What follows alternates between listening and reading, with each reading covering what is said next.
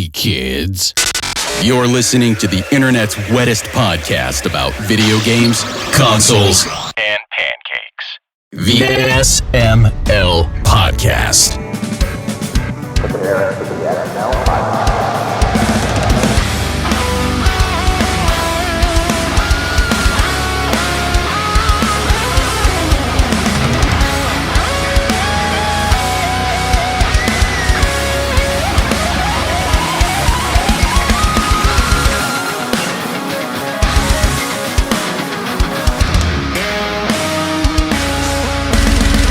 What's up, everybody? This is the SML Podcast. I am your host, Joe. Joining as usual, we've got Bri here and Aki here. How's everyone doing? Hi. I'm a little ball of stress. Great. You're doing great? That's great.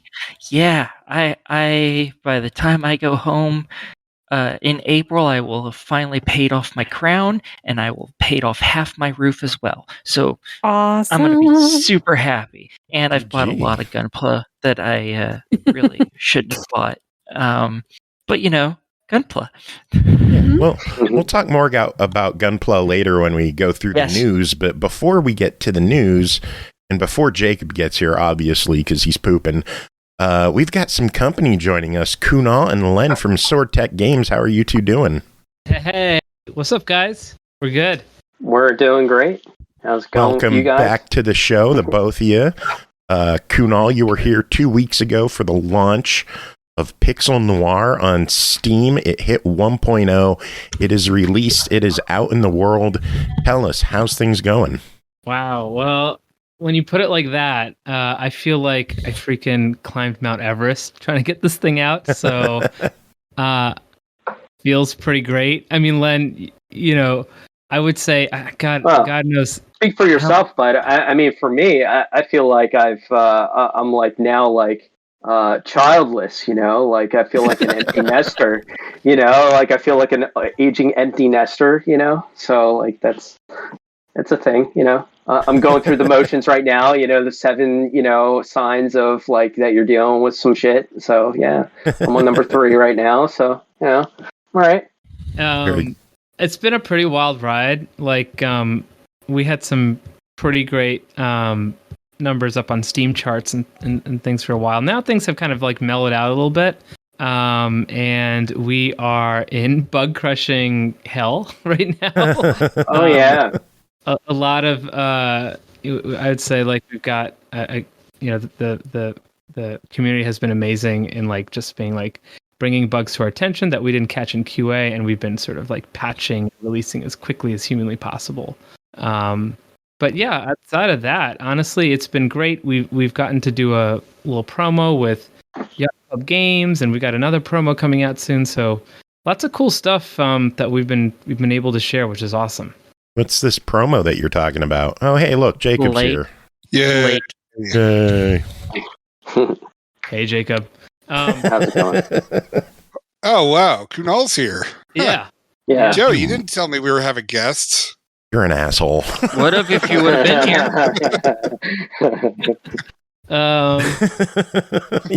I like I don't know if people will be able to see it online, but Jacob's like his little avatar says "fuck around and find out," and I feel like that's like excellent. That's a perfect way to just like throw it back in Jacob's face and be like "fuck around" and miss the first few minutes. That's what you get. Yeah, I mean, suck it, bitch. I mean, it's true. I mean, because then I miss out on Kunal's velvety voice. And, you know, it's a voice I've missed so much, almost as much as his beautiful face, which I only get to see for like 15 minutes before he leaves and goes back home. It is true. It is true. Hey, at least 16. Come on. For the people who don't get that joke. And he brings a random taco pizza, you know, because he was hungry. Taco. I need friends who bring taco pizzas. I know, right? I forgot how good that thing was. That was excellent. It was surprisingly good. Like, I don't even know how we found. I think were we just looking at a menu and you just fucking showed up at the house with taco pizza. It was Joe and Ashley's house in what the heck was it? Was it Berwick? It might have been. I can't remember. It was I think it was like the outskirts of Berwick where that like nice Sheets is. Yeah, you're right. Yeah, and it was just like I forget. I don't know if I was just randomly hanging out with Joe that day, or if he was like, "Oh, Kunal's coming, you should swing by." And you just randomly show up with all these pizzas, and you're like, "Yeah, I got hungry, and so I ordered a few." And it was just like, this is entirely too much pizza for already the four of us, but no such thing. That's what happens. It's Taco Pizza Saturday. Yeah, I'm pretty sure it was like a party-size taco pizza. And I think I was just really excited because I'd never seen a taco pizza before, outside of like whatever the heck you get at Taco Bell, which isn't a real pizza, by the way. That's a travesty, frankly. I've actually never had it. Like, I know there's some people who swear by it, but honestly, like, if you're going to swear by anything on Taco Bell's menu, it should be the breakfast menu. Dead serious. Really? Their breakfast menu is really good. Their crunch wrap, their breakfast crunch, they make a breakfast crunch wrap. You could get it with bacon. I don't really recommend the bacon, but you could also do sausage and steak. And both of those you can't go wrong on. Like, and on top of it, Taco Bell is the only fast food breakfast place where I don't immediately regret life. After I like the cheesy gordita crunches. Those seems to be my favorite, just because they're not as gross as the rest of the menu, and they taste really fucking good, actually. And so that's my go-to. That's fair. I also like bring back chili cheese burritos. I want their potato grillers back. I love those things, and I want. Where the fuck are the nacho fries? Like. They're at mine. They're at mine, but like they have them right now. Yeah, they have them right now. I was just there like last week, and they totally have them. But like they don't have them at ours, and I want them. Yeah, it's never consistent from place to place. That's what I've noticed too. Well, I thought it was like a limited time only promotion anyway. Depends on where you're at. Oh, dang. Yeah. I'm hoping that they come back within the next 2 months, because the big news for Berwick is that we're getting a fucking Taco Bell. Oh. Yeah, we're getting our first actual new eatery in like a decade. And you've discovered the wheel too? Like, is that also I know. We finally have running water. They did discover the wheel, but then meth heads went off with it. They did. Set it on fire. Before selling it for scrap. But hey, that just means that you already knew how to set things on fire. That's progress.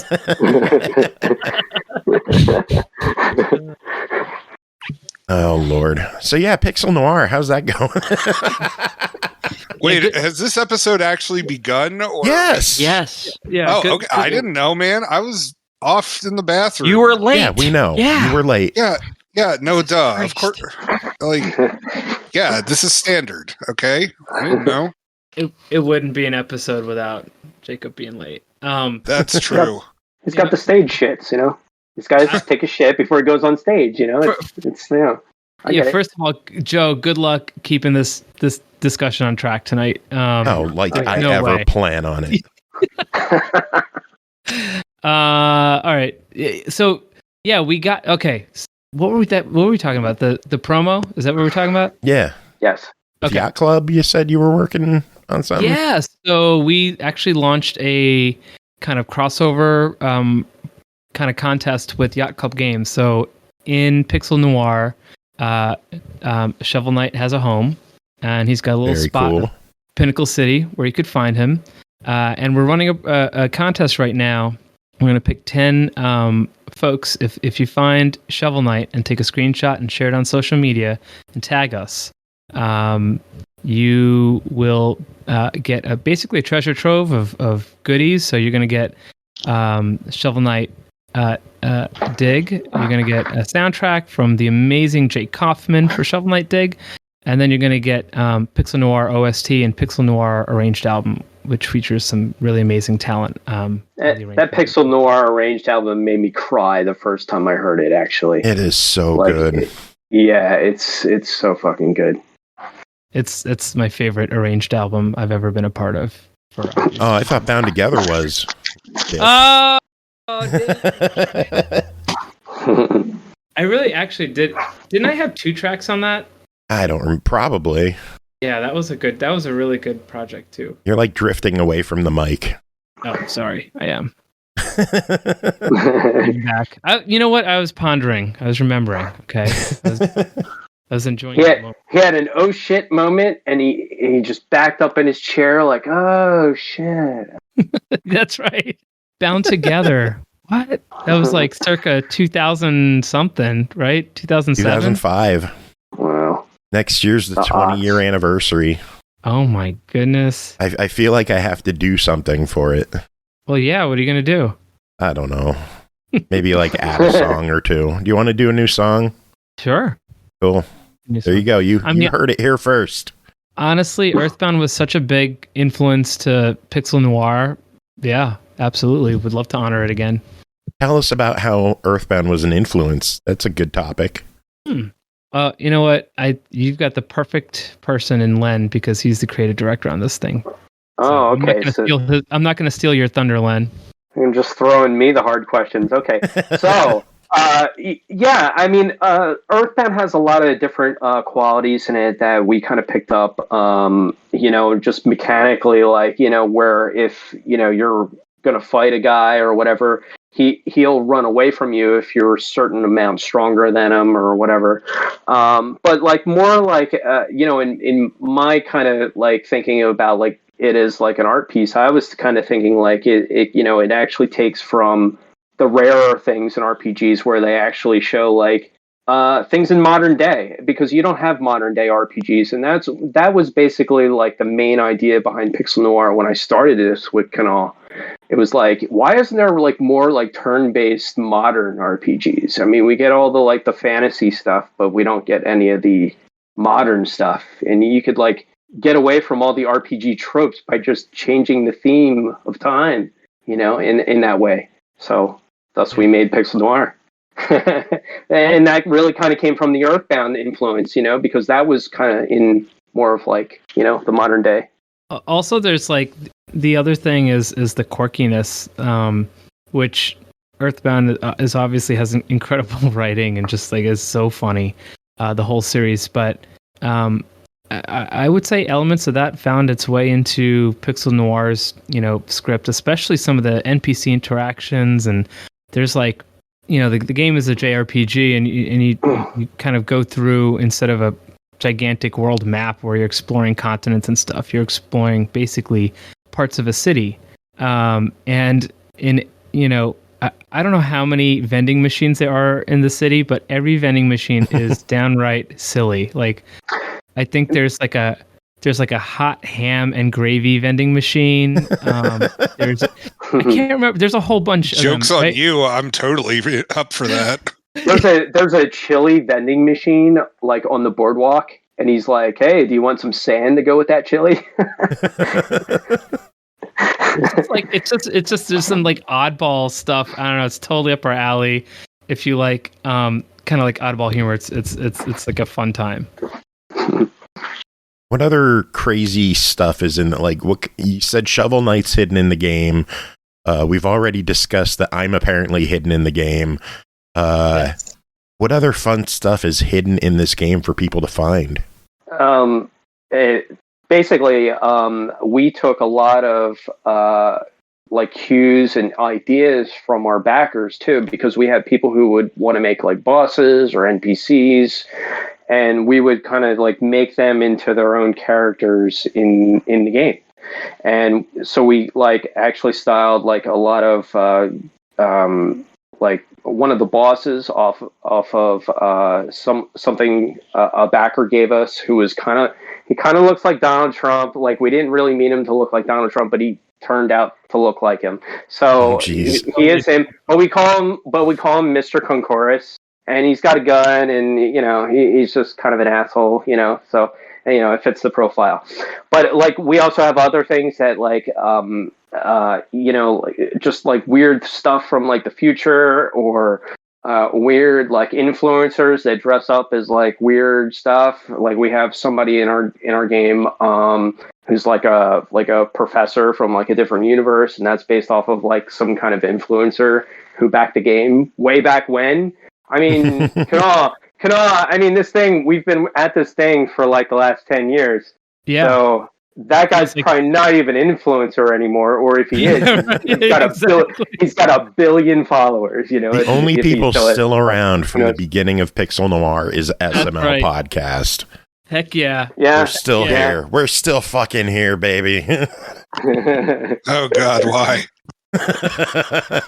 We've been asking ourselves our same question. You know? Bathroom. Yes, but you guys have released something that's critically beloved. We are. Man, I hope so. How do I? We're still doing this. Critically beloved. Oh yeah.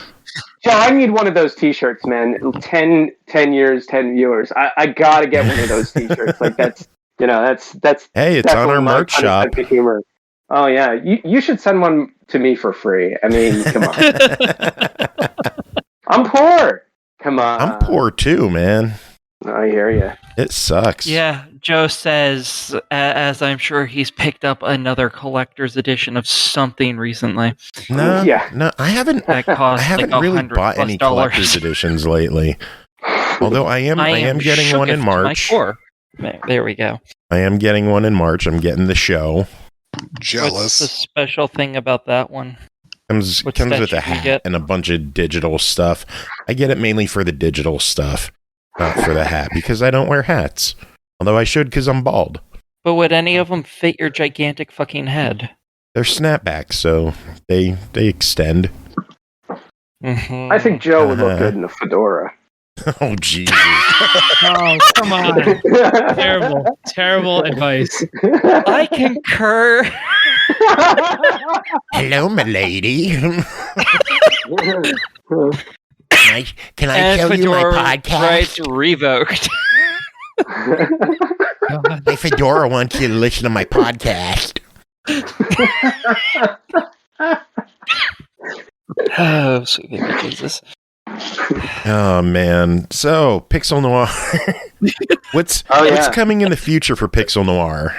So we're about to start like basically working through our porting roadmap.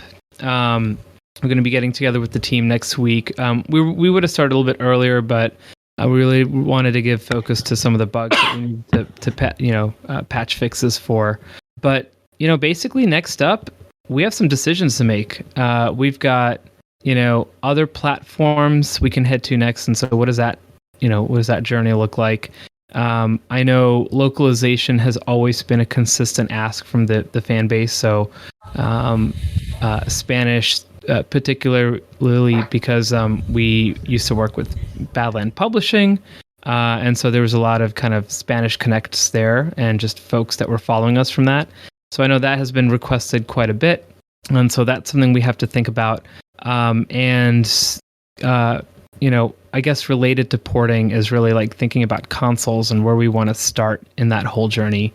Xbox. Virtual Boy. Okay, yeah, Virtual Boy. Amiga. Hey, people are still pissed off at us that we're not putting it on the Vita, so there's that, Oh yeah, you can't. All right. Yeah, right. Exactly. I can't.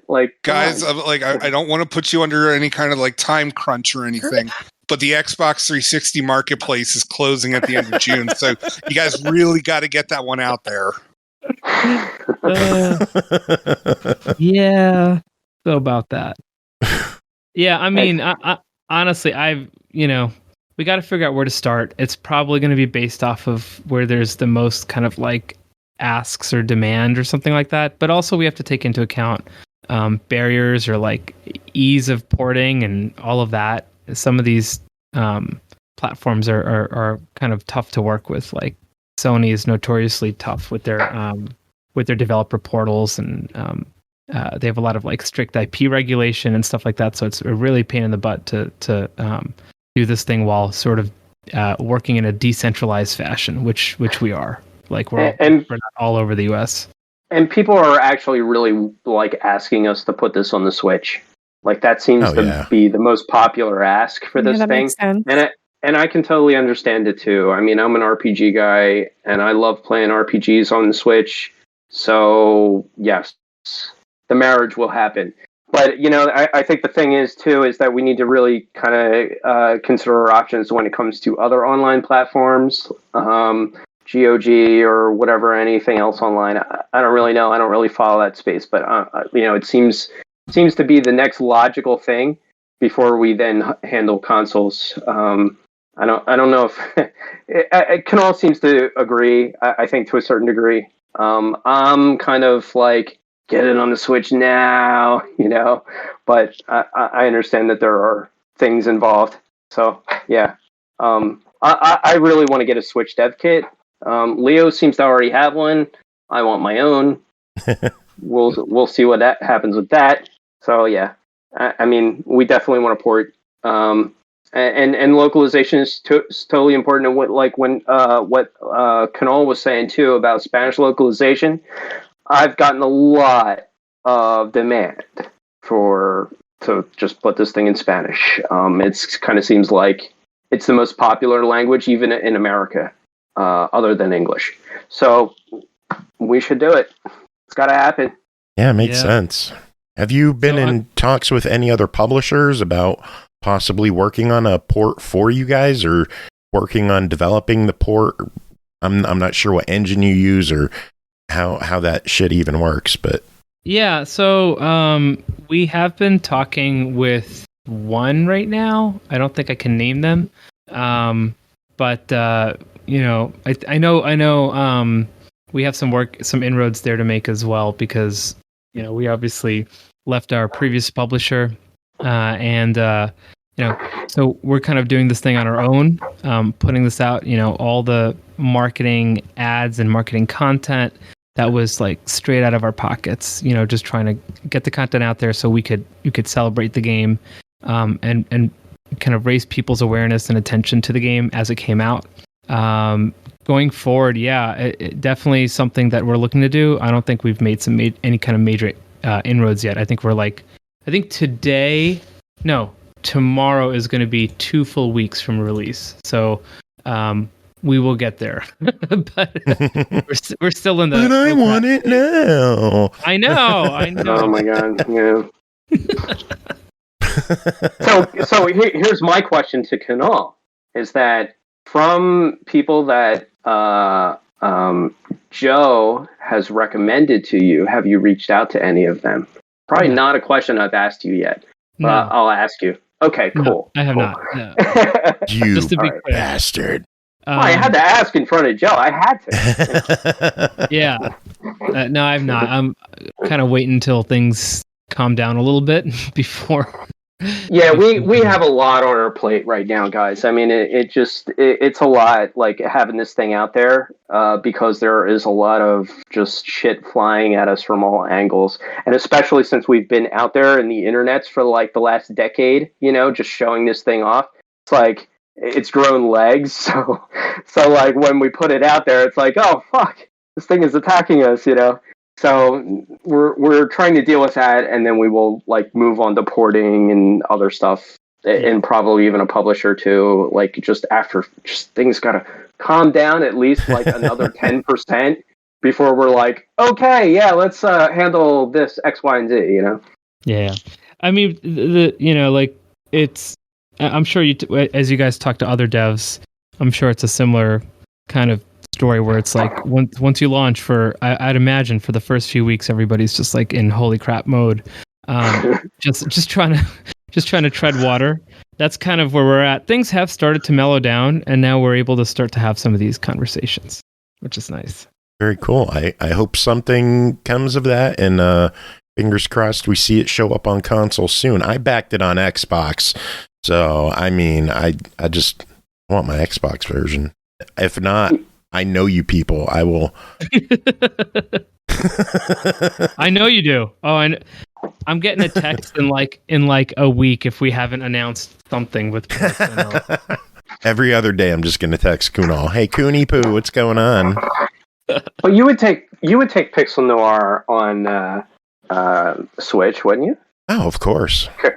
Well, then there you go, man. Whoa, you know. hey. We are firmly a bunch of achievement whores on this podcast. Well, I mean, at least Switch didn't burn down your house like a PlayStation tried to. I would think that you would appreciate that the most. Okay, the That's enemy of my enemy is a friend. All right, I gotcha. And didn't you have like 2 Rings of Death, like red brick, like Xboxes way back in the day, or was that PlayStation? No, PlayStation is the one I've always had problems with. Oh, okay. Yeah. Yeah. The only Red Ring that I know of that I bought was a system that I bought used for my sister. And after like 3 years, it Red Ringed on it. Jeez. I never got a Red Ring. I lucked out. I had good luck with Xbox and horrible luck with PlayStation. So go figure. I got red ringed, and it was the launch of Modern Warfare 2. Well, no wonder. I seriously played it for like 2 hours launch night, and all of a sudden it just red ringed on me, and I was like, "You gotta be kidding me!" Oh man! I ended up beautiful. I got one of the elites, which was the ones that were known to have the issue the most, the original elites, and I've never had a problem with it. It's the only 360 I've ever had. I thought the elites were the ones that like initially didn't have it. That was the point, because they're what the hell later end ones were fixed, but the initial ones were all shit. Oh, wow. Oh, okay. I bought a PlayStation 1 when it kind of first came out, and after a little bit, it wouldn't play like the normal side up, so you had to turn it upside down for it to play. Oh my god, that was like, what the fuck am I doing here? Like, do I have to say a seance too, and pray to like a fat golden goose or what? Like, it was kind of weird.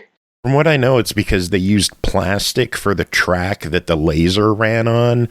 After so long, it just wore down. So you would flip it over and it would be able to grip it again.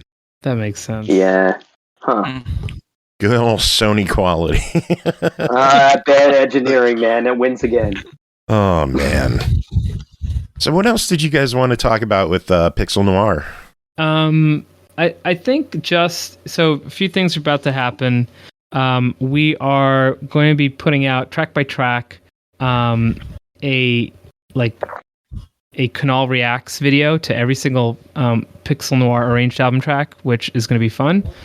We put out the first one looking, me reacting to Danimal's track, which I hadn't heard any of it at that point. So somehow Mustin kept this whole album a complete secret from me for 10 years or 6 years. I think it was 6 years ago. Hey, and me too. I really wanted to hear that years ago too. And I was like, hey, do you think we can hear it yet? I'm like, we only made the game, it would be great for those to hear it at some point. He was like, the arranged album is your reward for finishing the damn game. Now get it done. That kind of a thing. So anyway, I heard it for the first time pretty much the week before it was launched and released. So we're going to be doing that. We also have done a crossover with the game Heartforth Alicia, which is still in development, but incredible pixel art, and honestly, Alonzo's a great dude. I got to hang out with him at one of the 1UP shows in Mexico years ago, so that's going to be being announced as well. So try and find Alicia in the game as well. She's hidden around somewhere, I think that's it. I think that's pretty much everything else. Oh, and then we'll be announcing winners to the Shovel Knight contest in a couple weeks. You just reminded me that Heartforth Alicia never released. That's something else that I backed 10 years ago. Yeah. I'm looking at my email. It was May 2014 that I backed it. Yeah, they've been around as long as we have. So crazy. It would be great if they got their stuff out around the same time too. We could kind of, do the cross promotion thing. Come on, Alonzo. Come on. I know. The art in that game is really incredible. Like the whole feel of that game. I can't wait to see what it's like when you can play it. But like, I don't know if you've been following with the updates, Joe, but like all the new, I think they're like locking down like their final areas. So I don't think they're like necessarily close to completion, because the QA phase of a game before you release is like ages, like eons long. So my guess is that he's going to have a fair bit of runway there to get through before he launches. But it really, it's like turning out amazing from what I can tell. Very cool. Yeah. I hope it turns out well. I don't even know what system I backed it for anymore. I know. That's okay. Half our backers say the same thing about us. So, hey, wait a second. What did I back it under? I'll just take it under Steam because it's out on Steam now. Yeah, I mean, That's fair. We've been very like totally like whatever system you want to switch to is totally fine. It's been like what 6 years since the Kickstarter, so or actually 7 years, 7 years since the Kunal.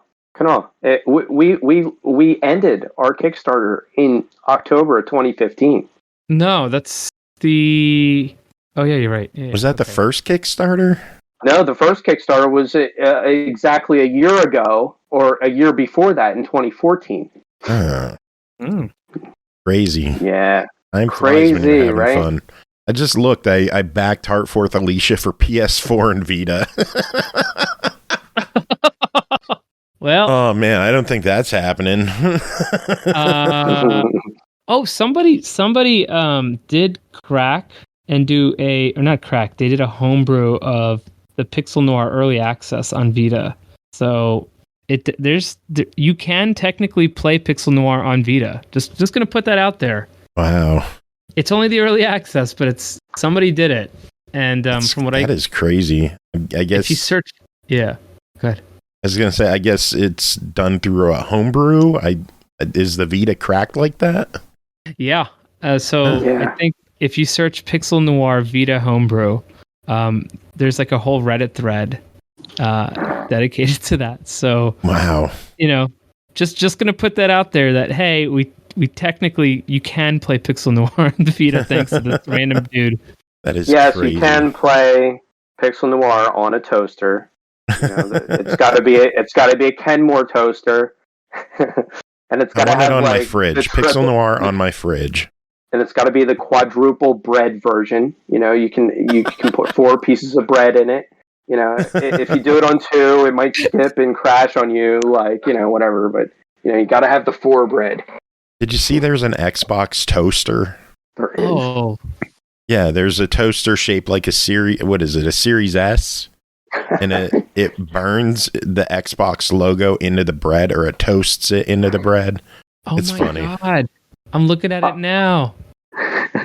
That's incredible. It's $129, guys. I'm not cheaper than an actual Xbox. Yeah, that's true. Oh man. Well, we gotta move on with our show. We have a lot of news that we got to talk about tonight. Did you guys want to stick around and chat news with us? Absolutely. Sure. Cool. Well, did y'all guys watch the Nintendo Partner Showcase this week? I saw some of it. I saw about the first 5 minutes, I think, and I had to go to work in the morning. Well, lucky for you, we're going to run down the whole thing. The Nintendo Partner Showcase went down this week, and they led things off with Xbox. Yeah, Grounded was confirmed for the Switch, as people had expected, coming from Xbox Game Studios. It is releasing April 16th, so it's right around the corner, and it is also hitting PS4 and PS5. Holy shit. Yeah. So it's a digital version for PS4 and PS5. Yes. Yep. I know cool. Some of the other games they're talking about doing physical versions of. I don't know if Grounded will get a physical version, but Limited Run is going to be working on some physicals for some of their games. After that, Ender Magnolia Bloom in the Mist was shown. It's going to be coming later this year from the Ender Lilies franchise. That looks good. I hope it comes to Xbox as well. I haven't heard any news on any other platforms, so we'll have to wait and see. After that was a game called Arranger, which is like a sliding block puzzle game mixed with a dungeon crawler, and it is coming this summer. Looks very interesting. Yeah, that was a weird looking game. I don't know how that's gonna work. That'll be interesting. Looked very unique. Unicorn Overlord has a demo out on the Switch with progress carrying over to the full game. So if you have a Switch and you're planning on picking up Unicorn Overlord, give that demo a shot. Let's see. Monster Hunter Stories from the 3DS is getting HDified and voiceovers and is coming this summer, also hitting PS4 and PC. No word on Xbox, though, so that's a bummer.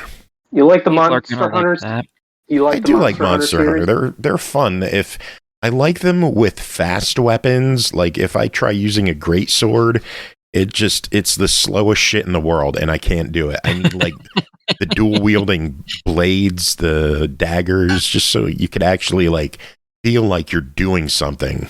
Oh yeah, like the double-handed fisting, double stabbing action, really fast stuff. I agree with you, man. Yeah. Oh my god, my cat's on my lap demanding attention. What, Coltrane? Baby. Disney's Epic Mickey is getting re-released this year, called Disney Epic Mickey Rebrushed. It was confirmed to be hitting all platforms as well. That looks I'm excited for that. I've never seen that. Yeah, that looks cool. Oh wow! Wait, you guys? Okay, I was gonna say, like, you guys never played the original, or I didn't. I hadn't even heard of the original. Nerd. Well, the original was only on the Wii, wasn't it? Right. That's why. Epic Mickey 2 was on other platforms. Yeah, I believe isn't it playable on series? Yes, it is. Mm-hmm. Nice. Is it backwards compatible? It is, and okay. If I remember correctly, I thought they had given it away for a Games with Gold one time. I don't know. I have it, but yeah, Disney Epic Mickey, The Power of Two, playable on Series X and S and Xbox One. Available for $20 if you want it, but rebrushed coming later this year. All platforms. Another game coming to all platforms, which I am thrilled about. Shin Megami Tensei 5 Vengeance is coming June 21st. I always call the Shin Megami. I always think of the Shin Megami Tensei series as grown-up Pokemon. Yeah. Grown-up and complicated Pokemon. Oh yeah. Is that grown-up Pokemon or is Pal World grown-up Pokemon? Which one?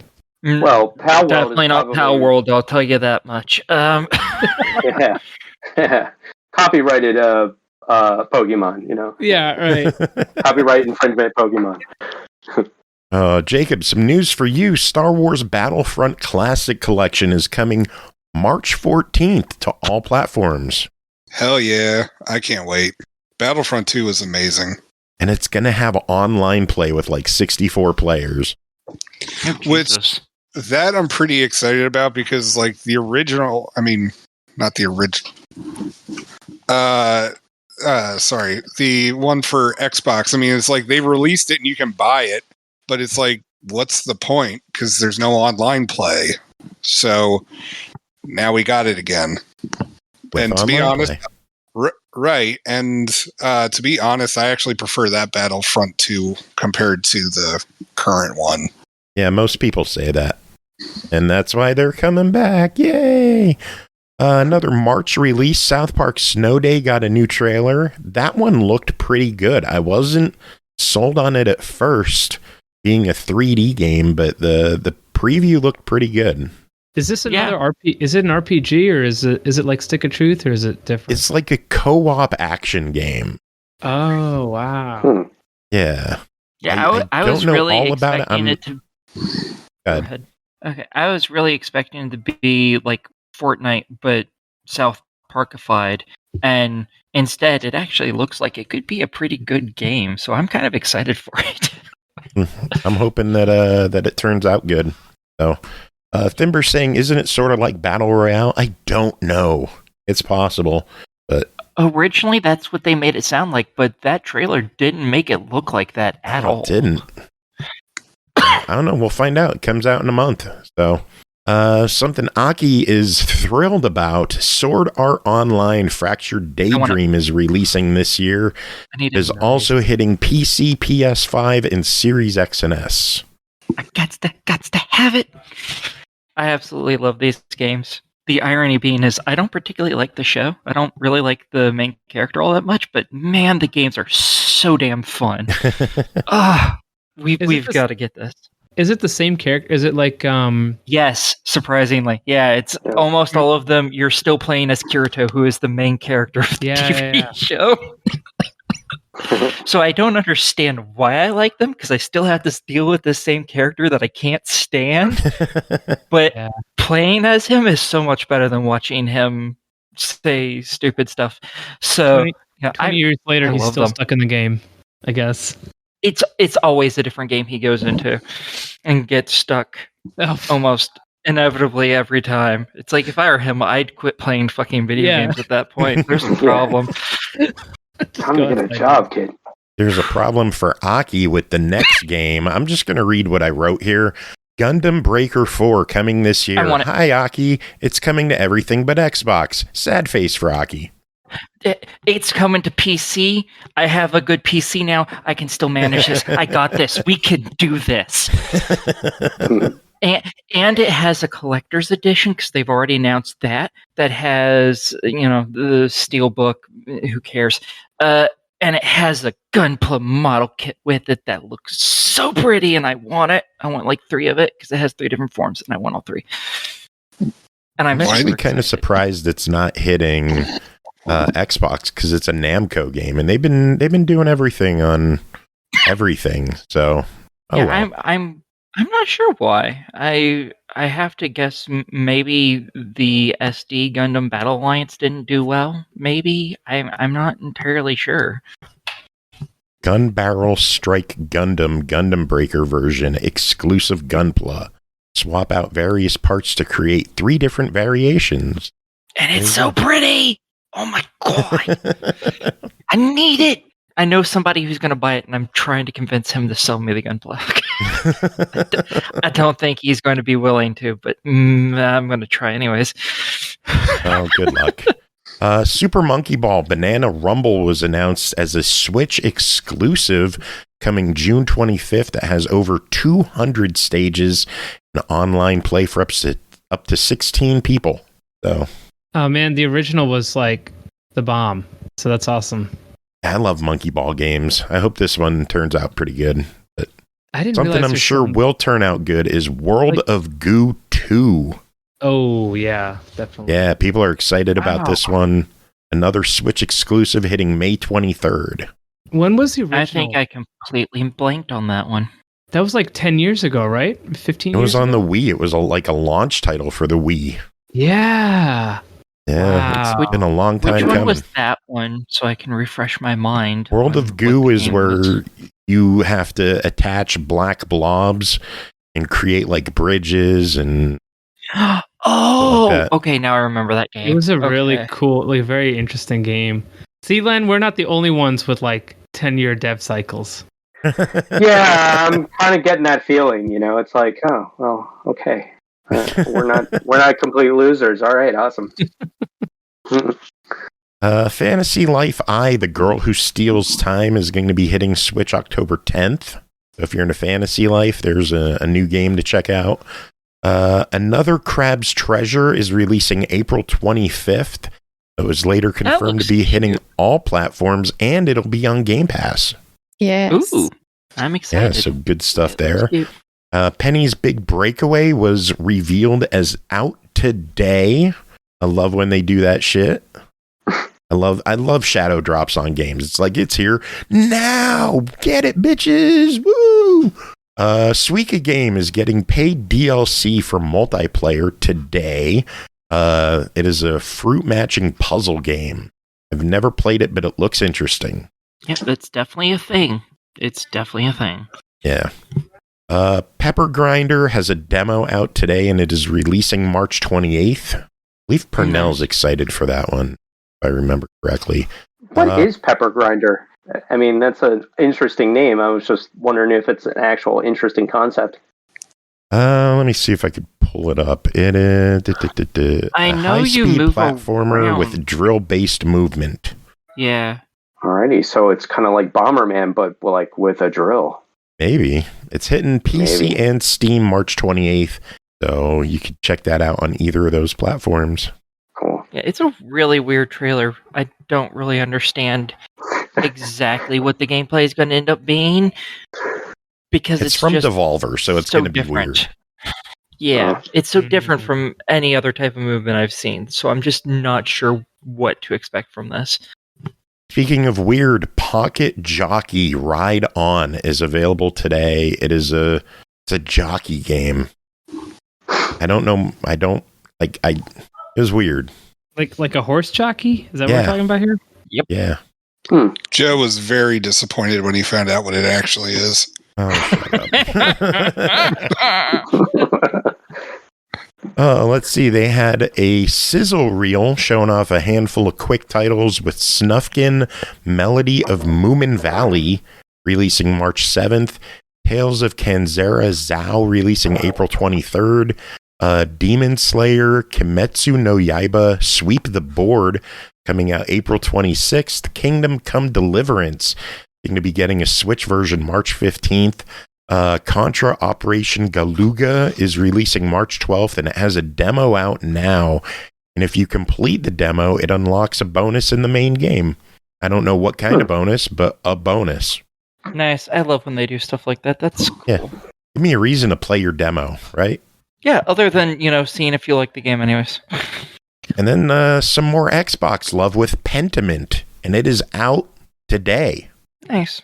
Yeah. And it's on PlayStation too.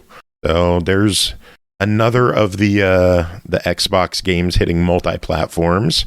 More Xbox games hitting Switch. Rare titles hit Nintendo Switch Online, with Snake Rattle and Roll and RC Pro-Am hitting the NES. Battletoads and Battlemaniacs and Killer Instinct hitting Super Nintendo, and Blast Corps landing on the N64. Wow. Yeah, so a lot of Rare love hitting Switch. Yeah, really. And then they ended the show with Endless Ocean Luminous, a new Endless Ocean game coming May 2nd, which is deep sea exploration. I think that game looks kind of pretty. Yeah. And then a special note. Nice and relaxing. Very special note. Japanese only. Mother 3 hits Nintendo Switch Online. What? But not in the U.S. Of course not in the U.S. because fuck you. Oh, come on. That's hilarious. But why? But why? It's got to be on purpose at this point. Yeah, like, we don't like Americans, Well, I love Polygon's headline for that, which is Mother 3 is coming to Switch, but not for you. No soup for you. Oh, man. So, yeah, that was the Nintendo Switch partner showcase. What'd you think of it? Good show? I mean, there was plenty of cool stuff that got announced. Yeah, I liked it. I thought it was pretty cool. I thought it was a pretty good showing, and I love how much stuff is hitting everything. Yeah. Yes. It looks like a good, diversity of games, too. It's not just like... I thought this month was going to be a lot of RPG primarily, but it looks like quite a lot of stuff is coming out. Yeah, good stuff. Some more stuff, more release dates. Hi-Fi Rush officially hitting PS5 March 19th, and Sea of Thieves officially hitting PS5 April 30th. Bree, you're big into Sea of Thieves. What do you think of that news? Are you excited to find some newbies?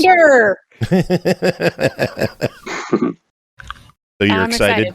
I'm excited. Yeah. No, I really I think that there's a lot of people that have been excited to see that potentially expand into new areas, and I think that I'm excited because it's a big community. It's a very involved community of people across 2 platforms, now about to be 3, and I think that once they get all the kinks worked out, it's going to be a lot more fun for a lot more people. So yeah, I'm all especially there with for it. crossplay. Yeah, very cool stuff. Some Xbox news. Let's get to Game Pass. It's one of those every other week deals. We got the newest lineup for Game Pass. This was a big week. This week we got Return to Grace, Nice. Tales of Arise. Very nice. We got a surprise drop of Dead Island 2. Yay. Nice. Which surprise joined on Wednesday, and legit, no lie, I bought it Tuesday, so you're all welcome. And then today, Bluey the video game hit. I love that game so much. Talk about a fucking varied week of games. Tales of Arise, Dead Island, Bluey, and Return to Grace. Like, that covers everything. Pretty much, yeah. Yeah. I'm going to have to try that Bluey game, because all I hear about online for, like, the past, like, almost year is how great Bluey is, and I'm like, it's a children's show, and, like, everyone I hear talking about how amazing it is adults, and I'm like, okay. Injury is playing Bluey right your now. Inner Nice. child, like, will thank you for playing this game. Like, it's not without its like moments where you're like, okay, yeah, no, I got to remember that this is a kid's game. But like, there's some jokes in there, like for the adults too, where there's like an annoying toy, and the adults are involved, but like everyone is just so wholesome and supportive, and it's just it's a very fun, playful thing to involve yourself in, and it's a good like pace and time for a game of that size or that type. Like it's a delightful game to play. Yeah, have you beaten it already? And they also did release a patch today too. Oh, good. To help with the game, and apparently there's now long dogs hidden in the in the game, just like in the show. Nice. Have you all actually beaten the game? How long does it take to beat it? Oh God! I finished it in like under 5 hours. I don't remember. It wasn't that long. I think I'm gonna play that tonight then. If you power through it, you can get through it in like 2 hours. According to my time on TA, I did it in 4 hours and 6 minutes. Okay, I'll be playing that today. I was enjoying my time with it, damn it. Hey, my kids still play it, so yeah, the game definitely has staying power. Well, another good game for your kids next week on February 27th. Maneater is joining Game Pass. Wait, nice. No, that's not for your kids. Right. It's a joke, Jake. Joke. It should be. It's just some sharkies. It's fine. That game is great, by the way. I love Maneater. Did Tripwire ever get their CEO issues figured out, or? I have no clue. I feel like they did, and statements were made, and people were pushed to the side and no longer in charge of things after they said stuff. Yeah. Okay, I couldn't. Like, I remember. Yeah, that was a big deal right when the DLC came out. Yeah. I don't even remember that controversy. My memory sucks. Okay.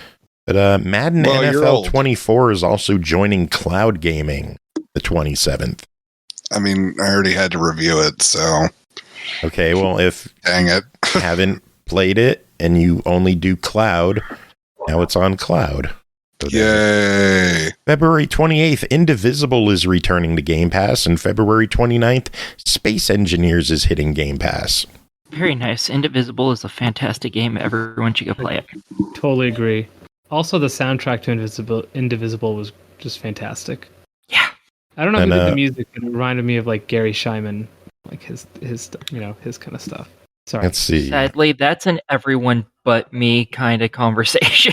Yeah, I was gonna be. I heard crickets after dropping a composer name. I'm like, okay, and hashtag musician. So I'm gonna stop.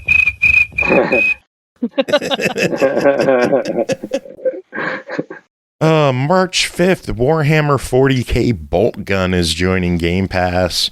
And then it's a little off in the distance, but March 28th, Diablo 4. Oh, yeah. Yeah. So that is good news. More people playing Diablo. Is Bolt Gun the first-person shooter one? Yes. Okay, I might give that a try then. Yeah, It'll be on Game Pass. Diablo. So there you go. Yeah. No, Kunal, not into Diablo? The burbler? Like me either. Everybody and their mother loves Diablo, and I just could never get into it. I don't know. No, I'm not into it either. It's okay. Fellow Diablo hater here too. Yeah. It just feels so samey. I don't know. Yeah, no, I have fun with it. It's just a fun top-down hack and slasher. That's all I want out of a game is just being fun, and that scratches that itch for me. So I don't think it's the greatest thing in the world, but I enjoy my time with it. Kind of sucks that it's always online, though. You know, yeah. It's one of those always online things. That's what really turned me off to this 4th edition. I really like Diablo 2. I mean, there's that. So I'm kind of on the fence about Diablo. Yeah. Anyway, it can't all be good news. Games have to leave Game Pass, and 2 of them are hitting the road. Madden NFL 22 is leaving EA Play. It is already delisted, so if you don't have it, tough shit, buy a disc. And then Soul Hackers 2 is leaving. I didn't even know that was part of it anymore. Yeah. Tales of Arise has hit 3 million units sold. Nice. That is very cool. New big surprise hit, Helldivers 2 has surpassed 400,000 concurrent players on Steam, and the developers have had to cap the players at 450,000 across all systems to improve server stability. To say the game is blowing up is an understatement. I'm glad there's people are understanding how good Starship Troopers is. Yeah, right? I was about to say, would you like to know more? But yeah. We're doing our part. Exactly. I love that there's petitions to bring this game to Xbox. It's like, no, it's a first-party Sony game. They don't do that. Yeah, I got to see some of it being played the other day, and it looks like wild fun. The other human in my house has been playing it, and yeah, looks good. I'm tempted to pick it up on PC and give it a try, but I hear the PC version's having some issues, so I don't know. Anyway, From Software has acquired the Elden Ring trademark from Bandai Namco. And then we talked about this last episode, but the Elden Ring Shadow of Erdtree DLC was announced for June 21st for $40. A new collector's edition will release alongside it. Woo! You getting that one, Joe? No. I'm shocked.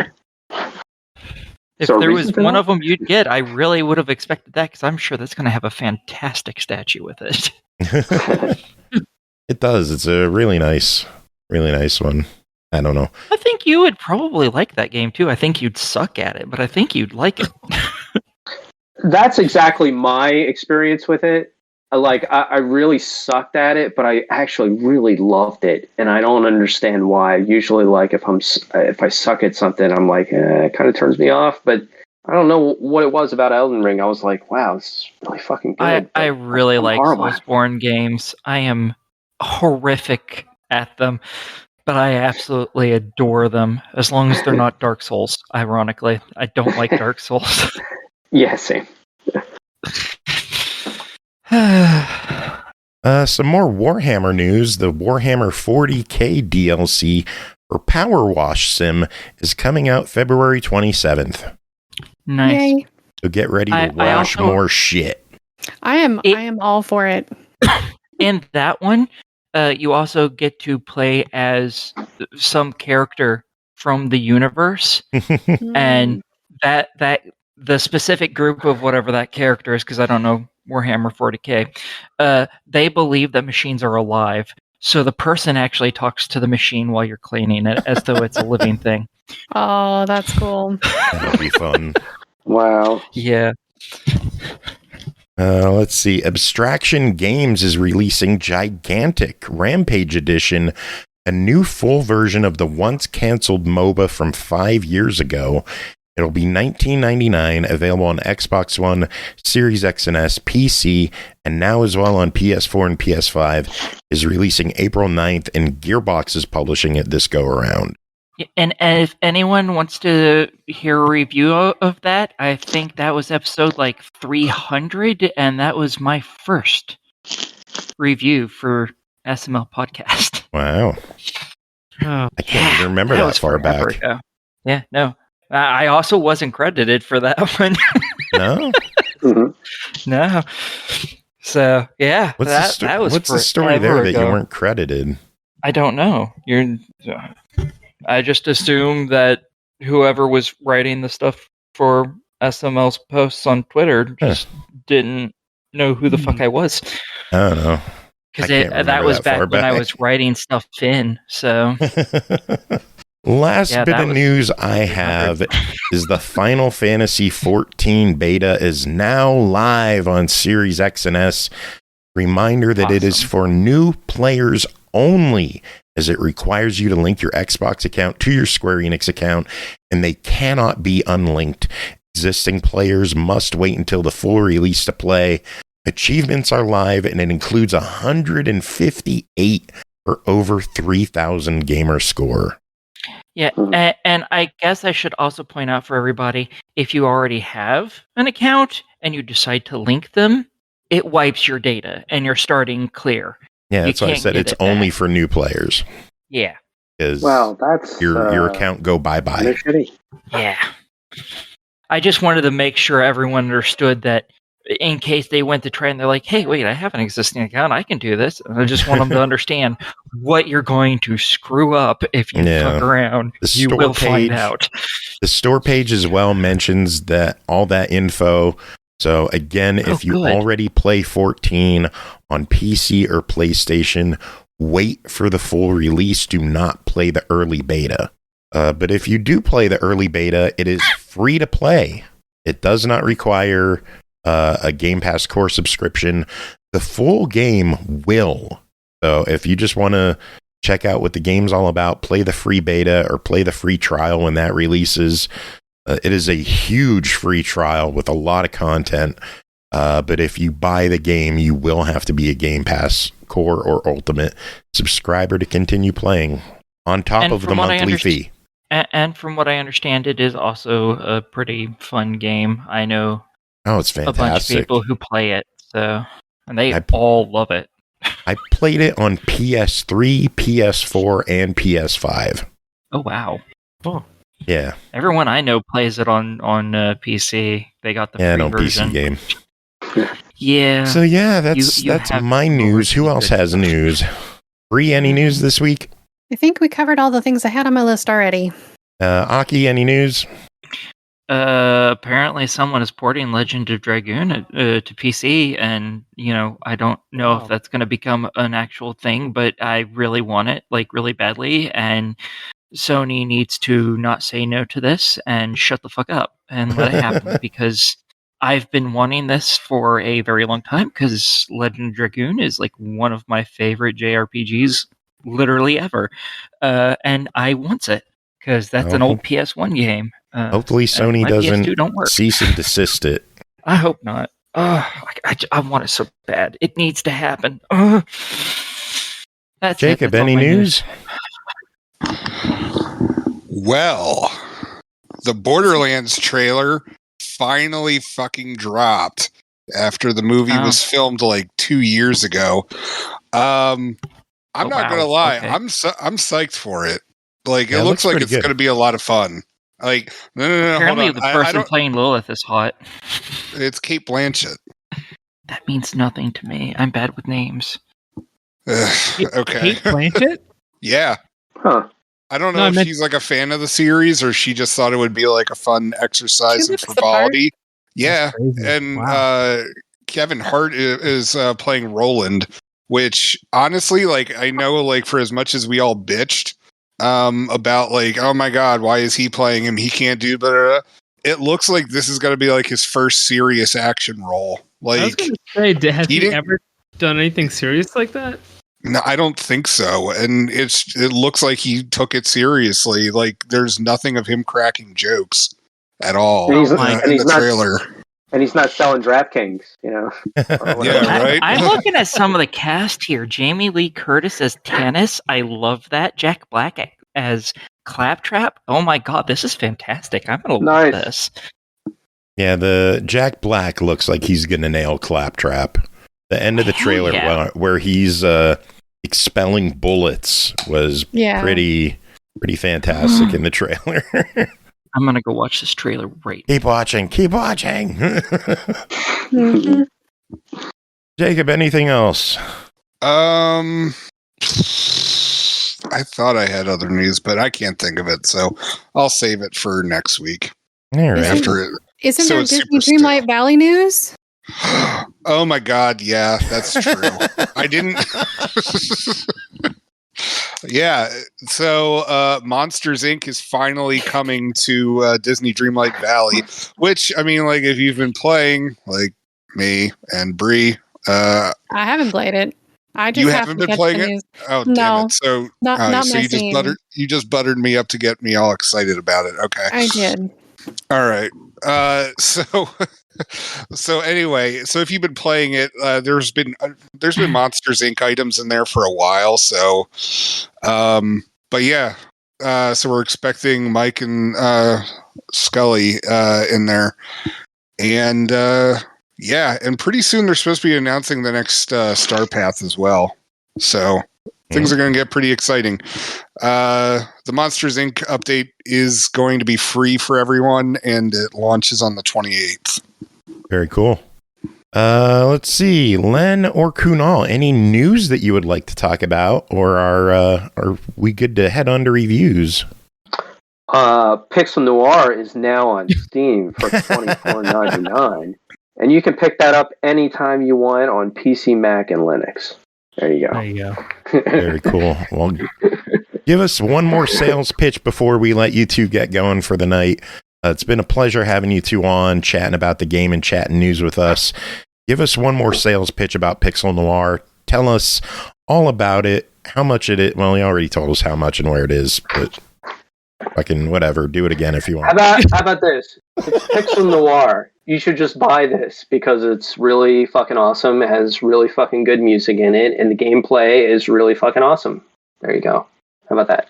Very good. Can I just add find it on Steam or search, or if you go onto our website at SWDTechgames.com, you'll see Pixel Noir there too. Very cool.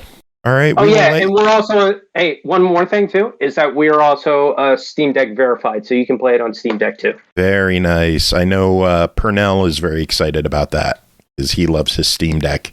Oh man, I got a Steam Deck like a couple weeks before launch, and man, I love this fucking thing. It's just going to take over all my consoles. I think I will just have the Steam Deck. That is it. Oh man! All right. Well, we will let you two get going. Kunal, Len, thank you so much for coming on and chatting with us. Do either of you have any final words before we let you go? Purple That's Monkey good. Dishwasher. Oh, I was just going to end it with No, it was awesome. Thanks for having us on, guys. This is always a blast. And, yeah, I'm very thankful too. And thanks for sharing the Pixel Noir love online. We really appreciate you guys. I would offer to play some Pixel Noir at the end of this episode, but we have a segment with a Norg at the end of the show. Ooh. And I promised I would play one of his songs. So fun fact: Norg is the voiceover in our official trailer. So, yep, big ups to him. He's awesome. Big ups to we love Norg. He's the best. Yes, we do. All right. Well, you two have a wonderful night, and we'll chat with you again soon. Thanks, guys. Awesome. Great night. See ya. Bye. Thanks, guys. Bye. All right. I just watched the Borderlands trailer. It is so fucking good. And the only problem I have is I don't see a Brock, and that makes me very sad. Yeah, they've already released the character posters, so everyone that you see is who's being used. Oh, that's Doc Havoc says, Brock just watch the trailer. Holy shit, does that look fucking terrible. Yeah, I love it. Yeah, but Doc Havoc thinks everything is terrible, so whatever. Like, okay, go off and make your own Borderlands movie then. I'm willing to give it a shot, but yeah, I mean, like, be honest, blackjack and hookers. There are some casting decisions that I'm gonna have to wait and reserve my judgment for later, but kind of give me like not so sure about that. Here's the thing, I thought they looked fine. I think it looks like it's probably just going to be a fun B movie Like, you want, it's not going to be anything great, but at the same time, I guarantee that this is also not going to be the worst video game movie of all time. Right. So, no, Dragon Ball Z exists. That's not a video game movie, dumbass. And there are video games of Dragon Ball Z. It's close enough as far as I'm concerned. No, it isn't. No, it is not. It is not a video game movie. No, nobody considers that a video game movie. Anyway, I also realized I forgot 2 news items. Oh, God. Oh, shut the fuck up, Aki. Pokemon Concierge is getting new episodes. They're currently in production, Netflix announced. So hooray for that. And the best news headline that I've read all week is that a new Fallout New Vegas mod that had added Fred Durst from Limp Bizkit. It was thought to have been lost for 7 years, and somebody found it on their old computer and uploaded it back up to Nexus Mods. So now you can have Fred Durst, who only talks in Limp Bizkit lyrics, as your companion. I need a soundboard clip of Fred Durst going, yeah! That's it. My soul hurts now. Thank you. You're welcome. Anything that brings you displeasure it's just a boon for me, really, because I get to do it so rarely. I know. Outside of when I breathe. Anyway, should we get to reviews? One day you'll stop that. Yeah, that's all the news I got. Sure, let's do this. All right, let's dive into these. First game to talk about tonight is called Skull and Bones, developed by Ubisoft Singapore, published by Ubisoft. Codes provided to us by Ubisoft for the purpose of this coverage. Consider this sponsored content or an ad or whatever you want. Released February 16th on Xbox Series X and S, PS5, and PC for $69.99. Enter the perilous world of Skull and Bones, a co-op pirate open world action RPG experience to become the most infamous pirate kingpin. Jacob and Bri, both you played this. Jacob, how about you start off? What's going on in Skull and Bones? That's honestly a good question, because there's just a lot of stuff going on in Skull and Bones, just right off the bat. So you get to create your own pirate character and decide what they're going to look like, facial stuff, and you get some clothes, but all that kind of stuff's not important because it has to give you that tutorial prologue of everything that you get to do, and it is officially it should only take you an hour and a half to complete the tutorial. However, as Bri noted when we were playing, that it's still introducing other mechanics later on, and so it's the tutorial just never ends with this game. But yeah, so you become this pirate and your ship gets wrecked and you have to start brand spanking new. You get your own little tiny ship that you can go about to a couple of different islands, but you also have to craft items. You have to add weapons. You have to get a better ship because there's no way in hell that little tiny tub is going to be able to make it anywhere. And as you gain more missions and notoriety, new area, not only new geographic areas will open up for you, but then you have access to more jobs, whether it's through a job board or a bounty board, random NPCs who want trade missions or just take care of this for me. You're going to be doing a lot of fetch quests. A lot of fetch quests. And when I say a lot, understand both Bri and I are saying a lot. Yeah.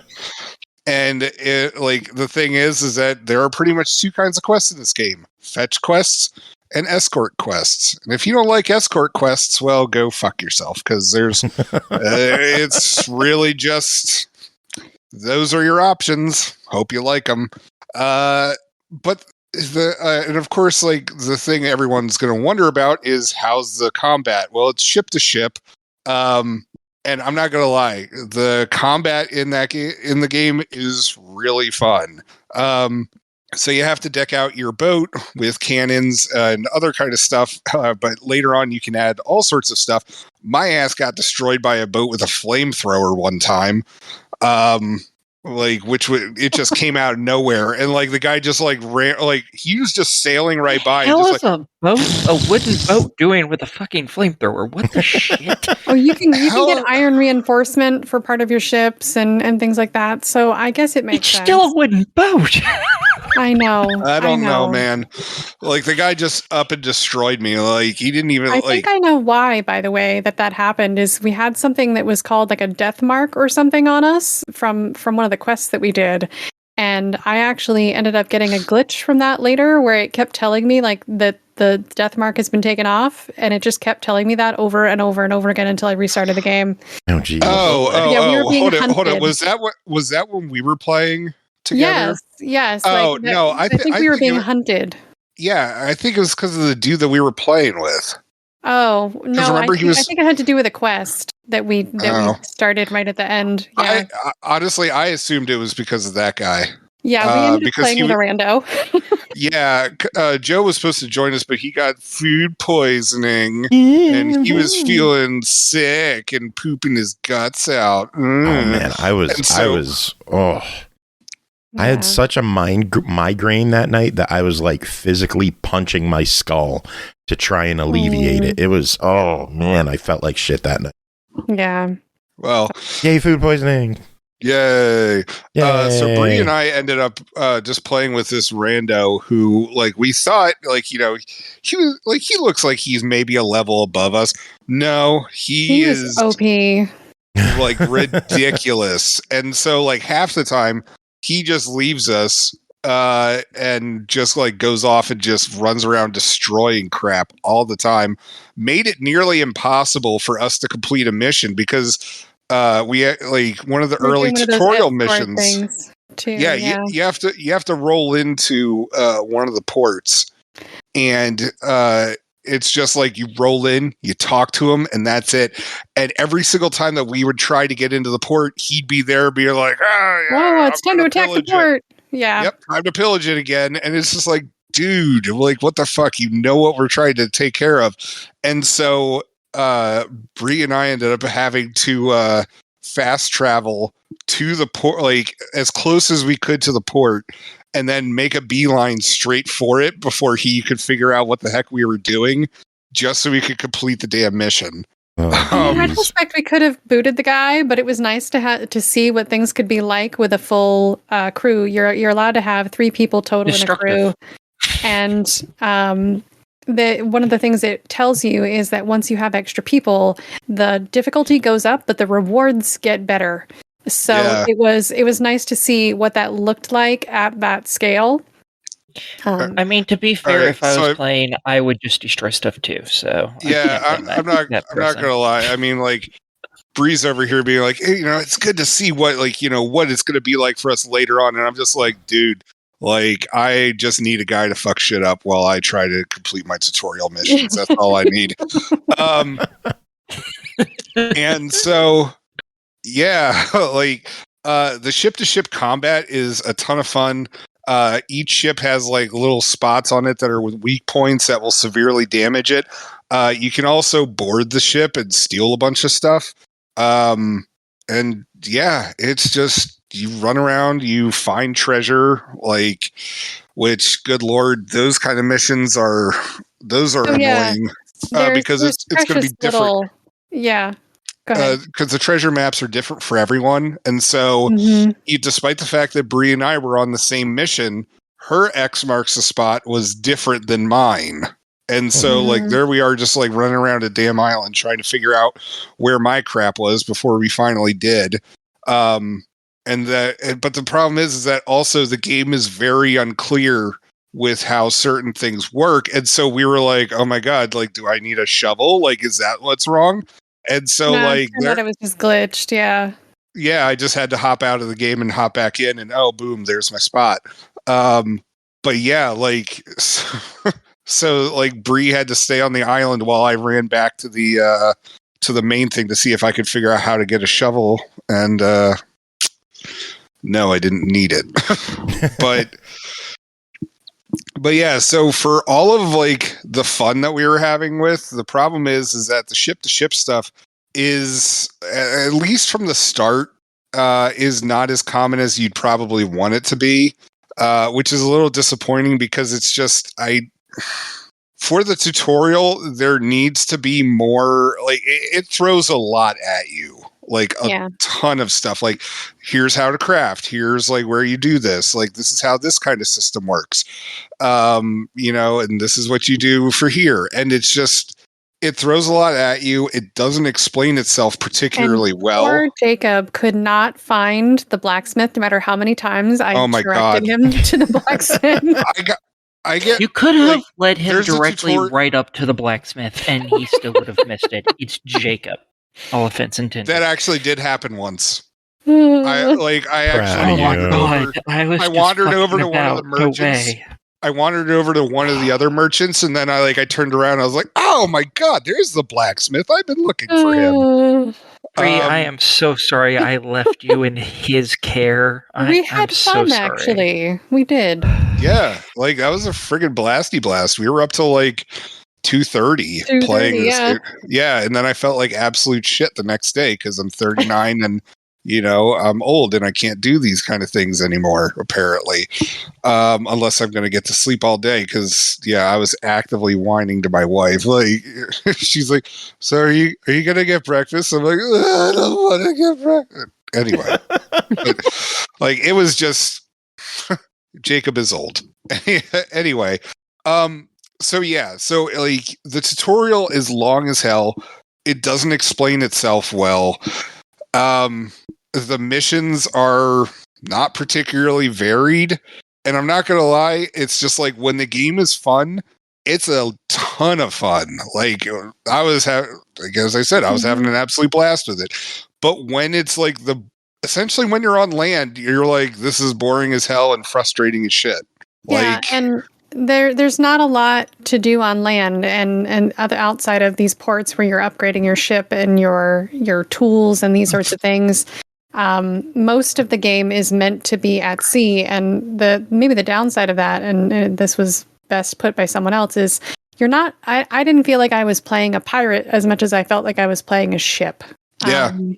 That's totally valid. And on top of it, disappointingly, when you're on land, there's really not a whole lot for you to explore. The game is very set with where you're allowed to walk.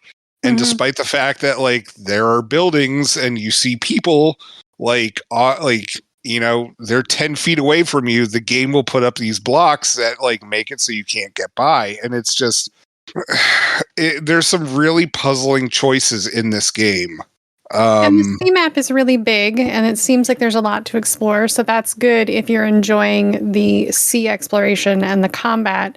But I wasn't feeling the connection to I'm going to be the pirate kingpin. Yeah, it just kind of seems like, all right, it seems like you're going to be what's the guy's name? Skurlock, that's right. It just seems like you're going to be his right-hand man for the whole game. Yeah. Which is okay, but yeah, I don't know. And also the graphics are, for the most part, they're okay. I will say this though, the water looks beautiful. It is really well done. I'm a little biased about that, but it was okay. That's fair. Because I was asking Bri about Sea of Thieves with this because I haven't played that game at all. So I can't really compare this to that one. But Bri, you can. So how does this compare?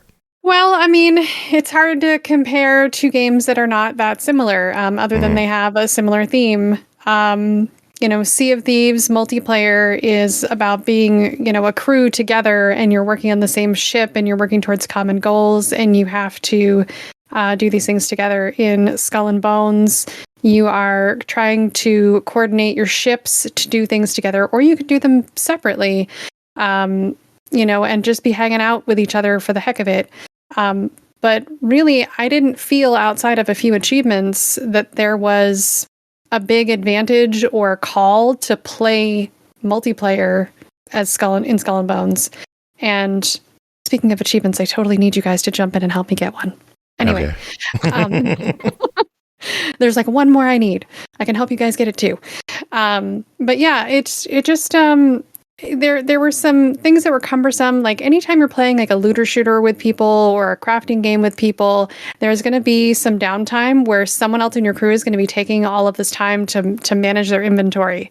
And so that was something I noticed when I was playing with Jacob. Like, and that's not something that I necessarily experience in Sea of Thieves the same way. They're very different games, and I don't think that it's fair to compare them to each other in that regard. Like, they're very different from each other, but the water in Sea of Thieves is still, to me, the best. To come back to that, so yeah. Well, is it about time that we talk about a verdict on this thing? It is $70. Ubisoft is calling it a quadruple A title, although that has been laughed at a little, but I have some thoughts with regards to that, and I would say, despite how fully fleshed out in quadruple A they think their game is, like any game of this type, there's going to be launch bugs, and there were plenty.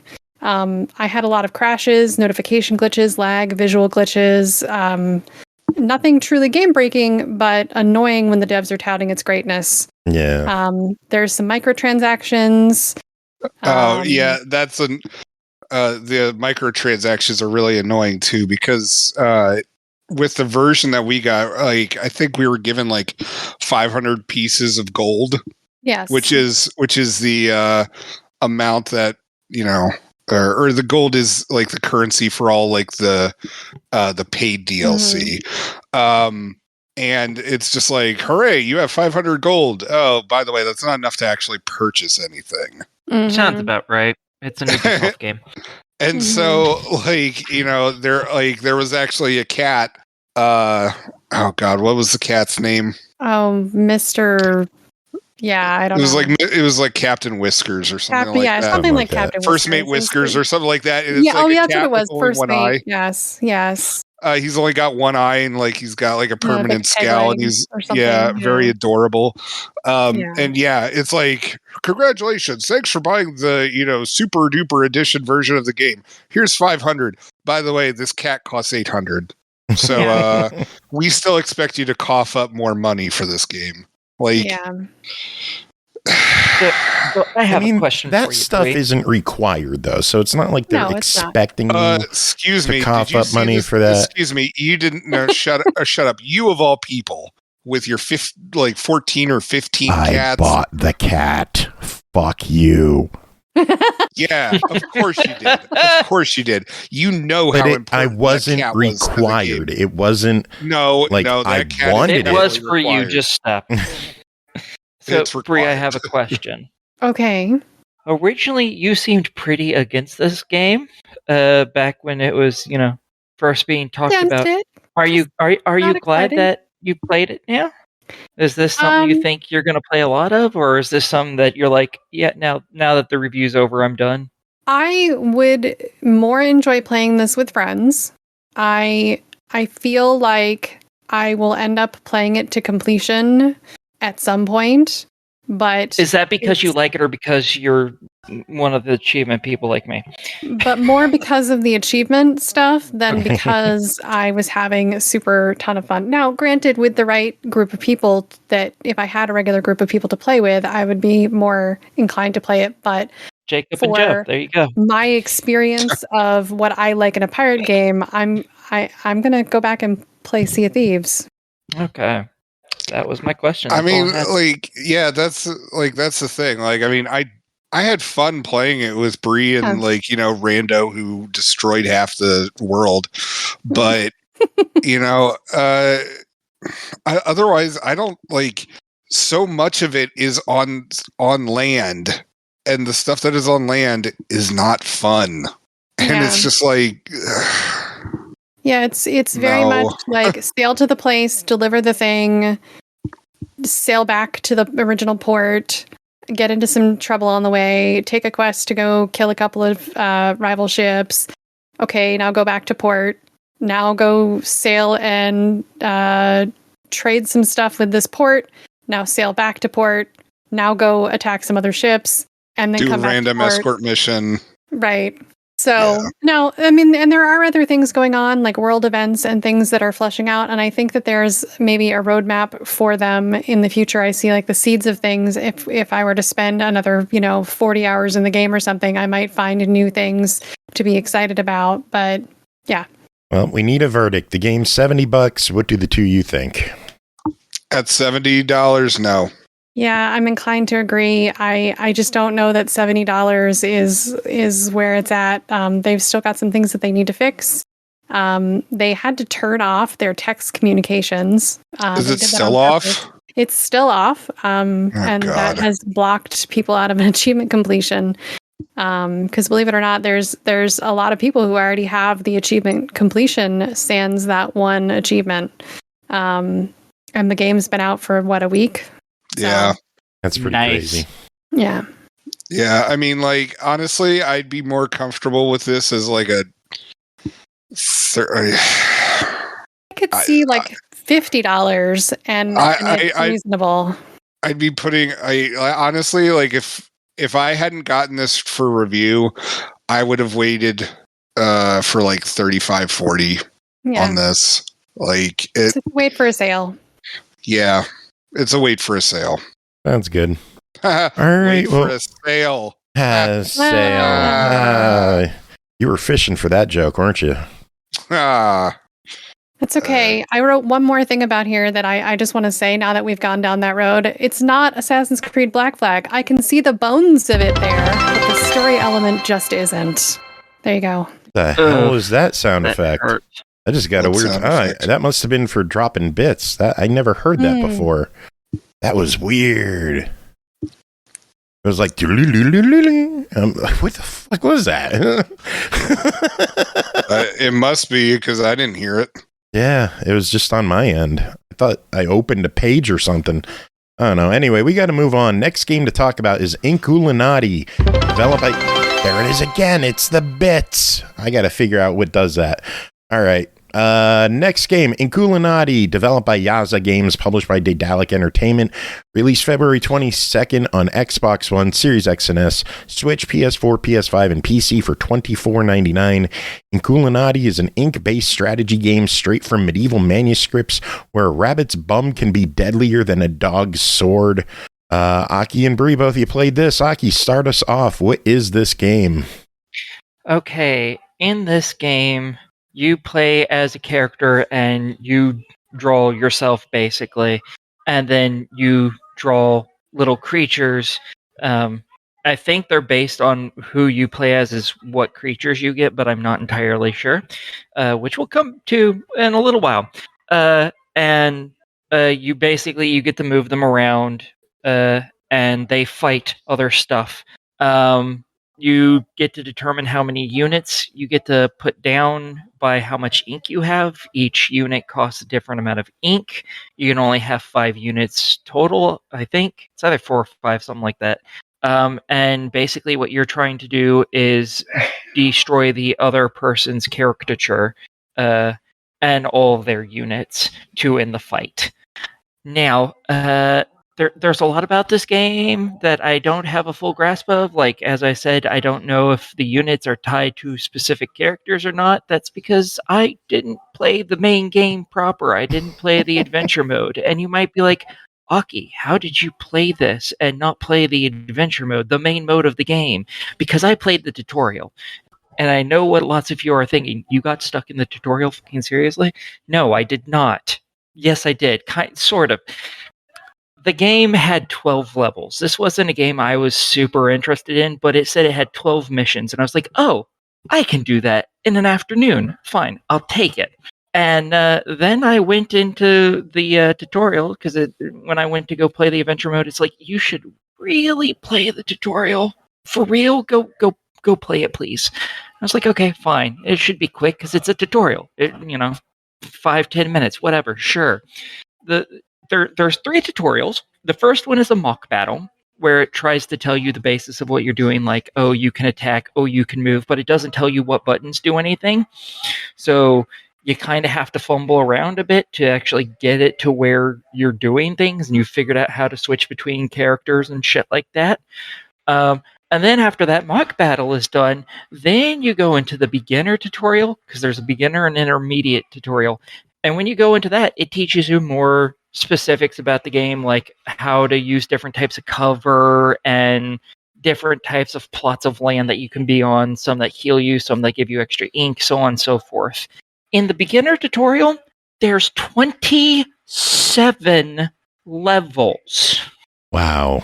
The beginner tutorial. 27 levels. Now, I beat that. And then I went into the intermediate one this morning because I was like, this shouldn't take as long. They had to have taught me basically everything in the game at that point because it was 27 goddamn levels. No. The intermediate one has 38 levels. That is 66 levels of just tutorial. Now, let's say that all of these take a minute. Let's just pretend that they only take a minute. They don't only take a minute. But let's pretend that's still over an hour of tutorial. Not the game, of the tutorial. Grand strategy games, the really hard games, RTSs, the really hard games, none of them have an hour-long fucking tutorial. None of them. So I stopped playing partway through the intermediate tutorial because I wanted to, blow my brains out. Because, I play a lot of tutorials because I play a lot of games every week. So I'm used to going through tutorials. There is a limit to how much tutorial you can sit through. And this long past that because it's insane. And you might be like, oh, so you really hate the game. No, this is just really bad game design, this part. Very bad. Very, very bad. The rest of the game is not actually too bad. It is kind of hard to figure out what you're doing because the tutorial isn't the greatest, but it does give you the basis, at least. You just have to figure out what buttons do things. Once you figure that out, then you start to really grasp what you're supposed to do and everything. And while some of the battles are still complicated, because sometimes the game seems hinky and it does things that you're not always expecting, it's generally not too hard to play. Thank God. So it's pretty fun to play. Matches can take a little while, even though you only have 5 units, because once a unit dies, you can summon a new one. Yay! And whilst you're killing all the enemy units, they're going to keep making them. They just don't stop.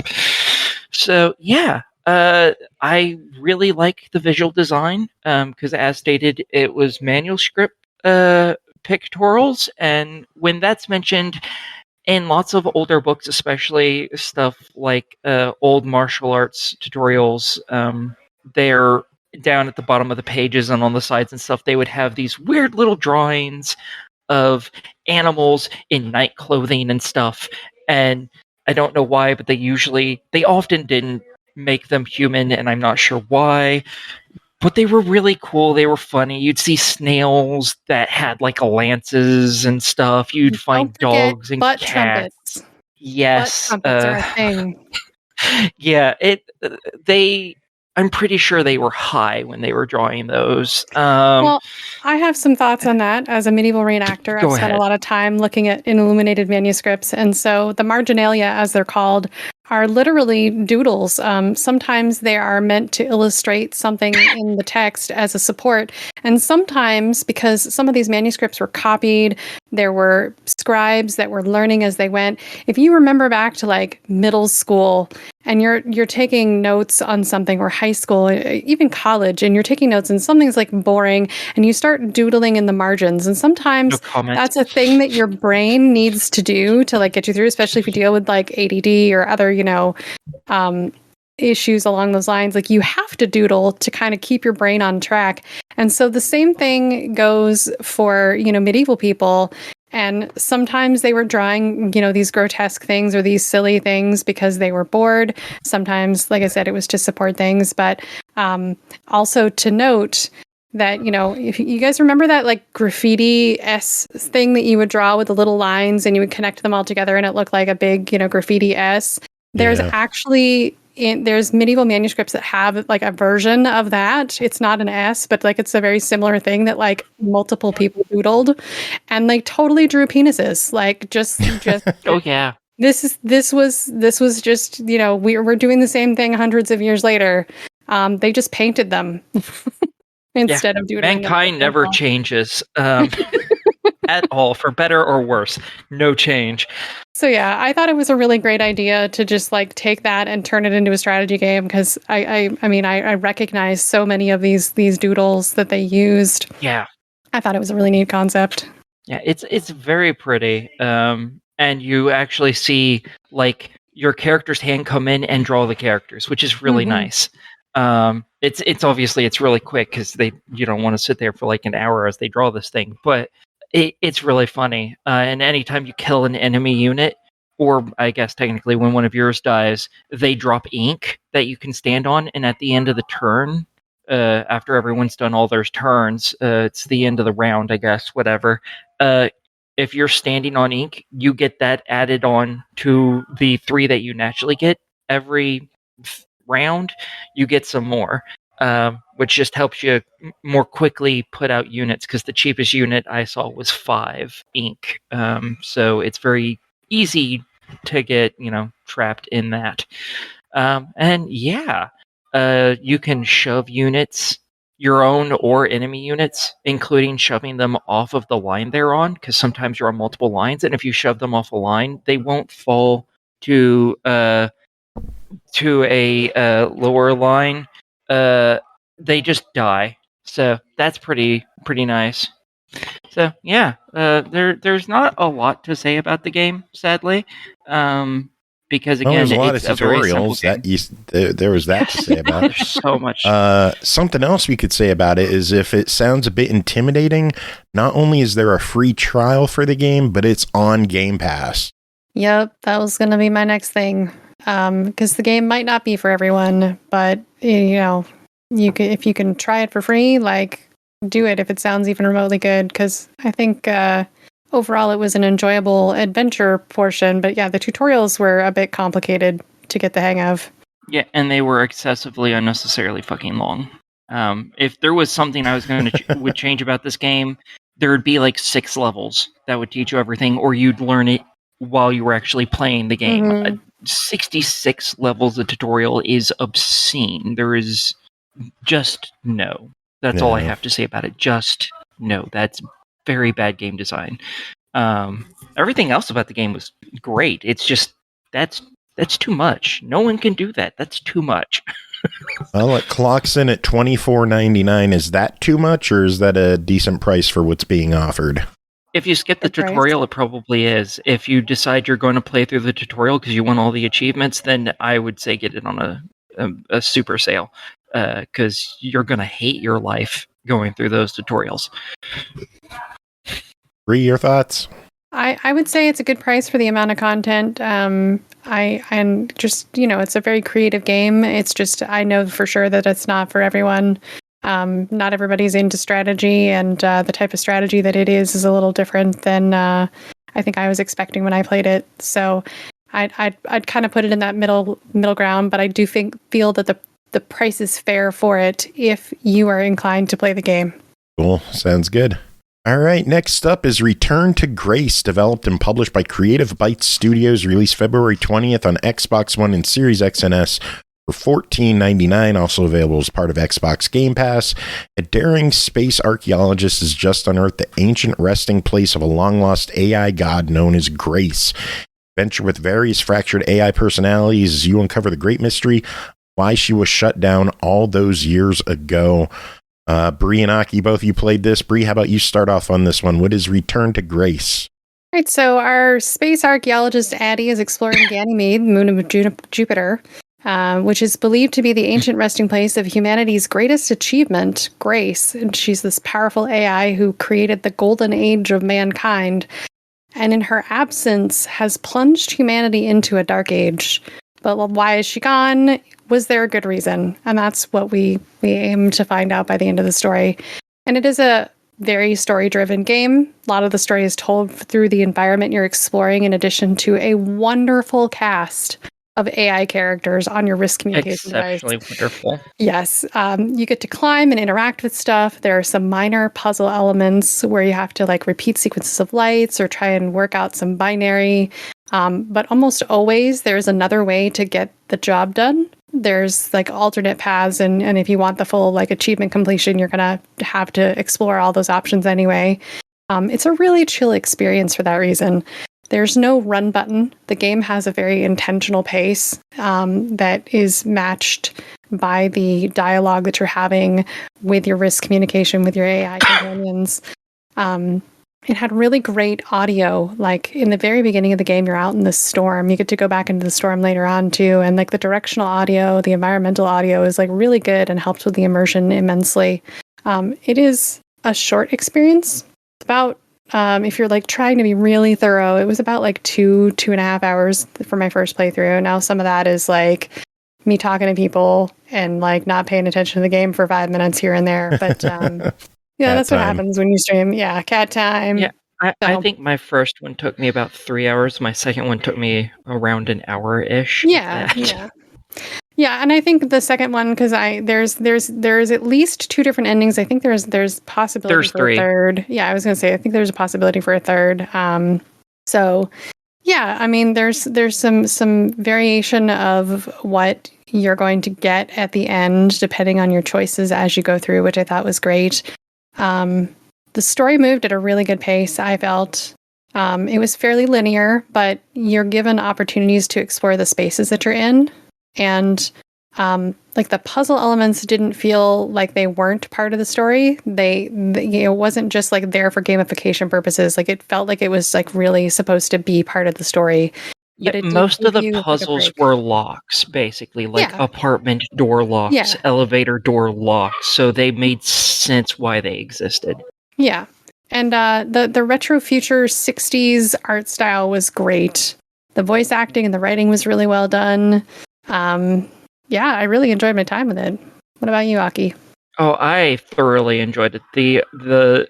To me, the worst part of this game was, 1, how short it was, and 2, that your character's spacesuit has high heels, and that just annoys me personally. It's just a personal gripe. I hate that. I didn't notice that, but all right. I did every time she fell down. I was like, why does the spacesuit have high heels? Yeah, I guess. I'm thinking about it in my head now, and I guess, they did have kind of like a chunky heel on them, but yeah. That is not how you want to run around a lot, no. Well, high heels aside, it's $15. What do you think? That is an absolutely 100%. Fair price. Yeah, it's absolutely a buy it for me. Same here. It's fantastic. I've gotten all the achievements in it. I'm probably going to play through it again just to see the third ending, because I was going to say, now that I know that there's a third, I want to find out what the third ending is. There's a good ending, a bad ending, and then apparently a very bad ending, which is the only one you don't have to do for an achievement. The other 2 you do have to do for achievements. If you need tips, Bri, we can talk about that afterwards. Yeah, we should definitely do that, because I would actually go back into that. I haven't removed it from my system yet, so I would definitely go back in and find that other ending, because I really enjoyed that world. Yeah, I know how to get it, so I'll let you know. All right. All right, well, Bri, that is it for you. We will let you get going. What's on deck tonight? More sailing? Yep, gonna go back to that PlayStation 5 game. New PS5 exclusive. Yeah, that new PS5 game, Sea of Thieves. Gotta love it. Any final words before we let you go?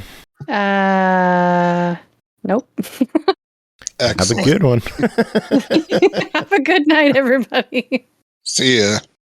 Next game is Comp 2, developed by Graphite Lab, published by Atari, released February 20th on Xbox One, Series X and S, Switch, PS4, PS5, PC, and Atari VCS for $19.99. Control a pong ball aching to break free of its life stuck between 2 paddles. Jacob, what is Comp 2? So, wait, how are we pronouncing it? I said comp. Comp? Yeah, well, there's no U. Well, yeah, but it's a Q, and Q's make a... I don't know. I've been thinking of it as Quamp 2. Okay, Quamp 2. Whatever. Okay. All right. Yeah. So Quamp 2 is pretty much, I mean, you gave it in the description, but initially it asked the question, like, what if there was more to Pong than just what you get to see?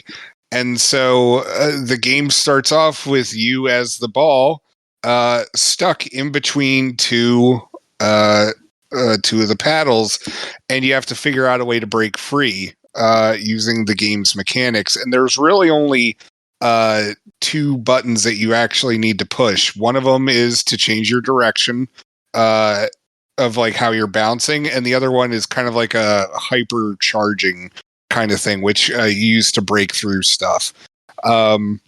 Specifically blue blocks that sometimes you can break them, sometimes you can move them. It depends on the puzzle.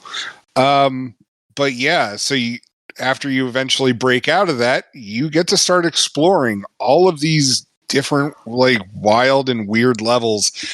And the level design is nothing that would have seemed out of place for like an Atari game back in the 80s.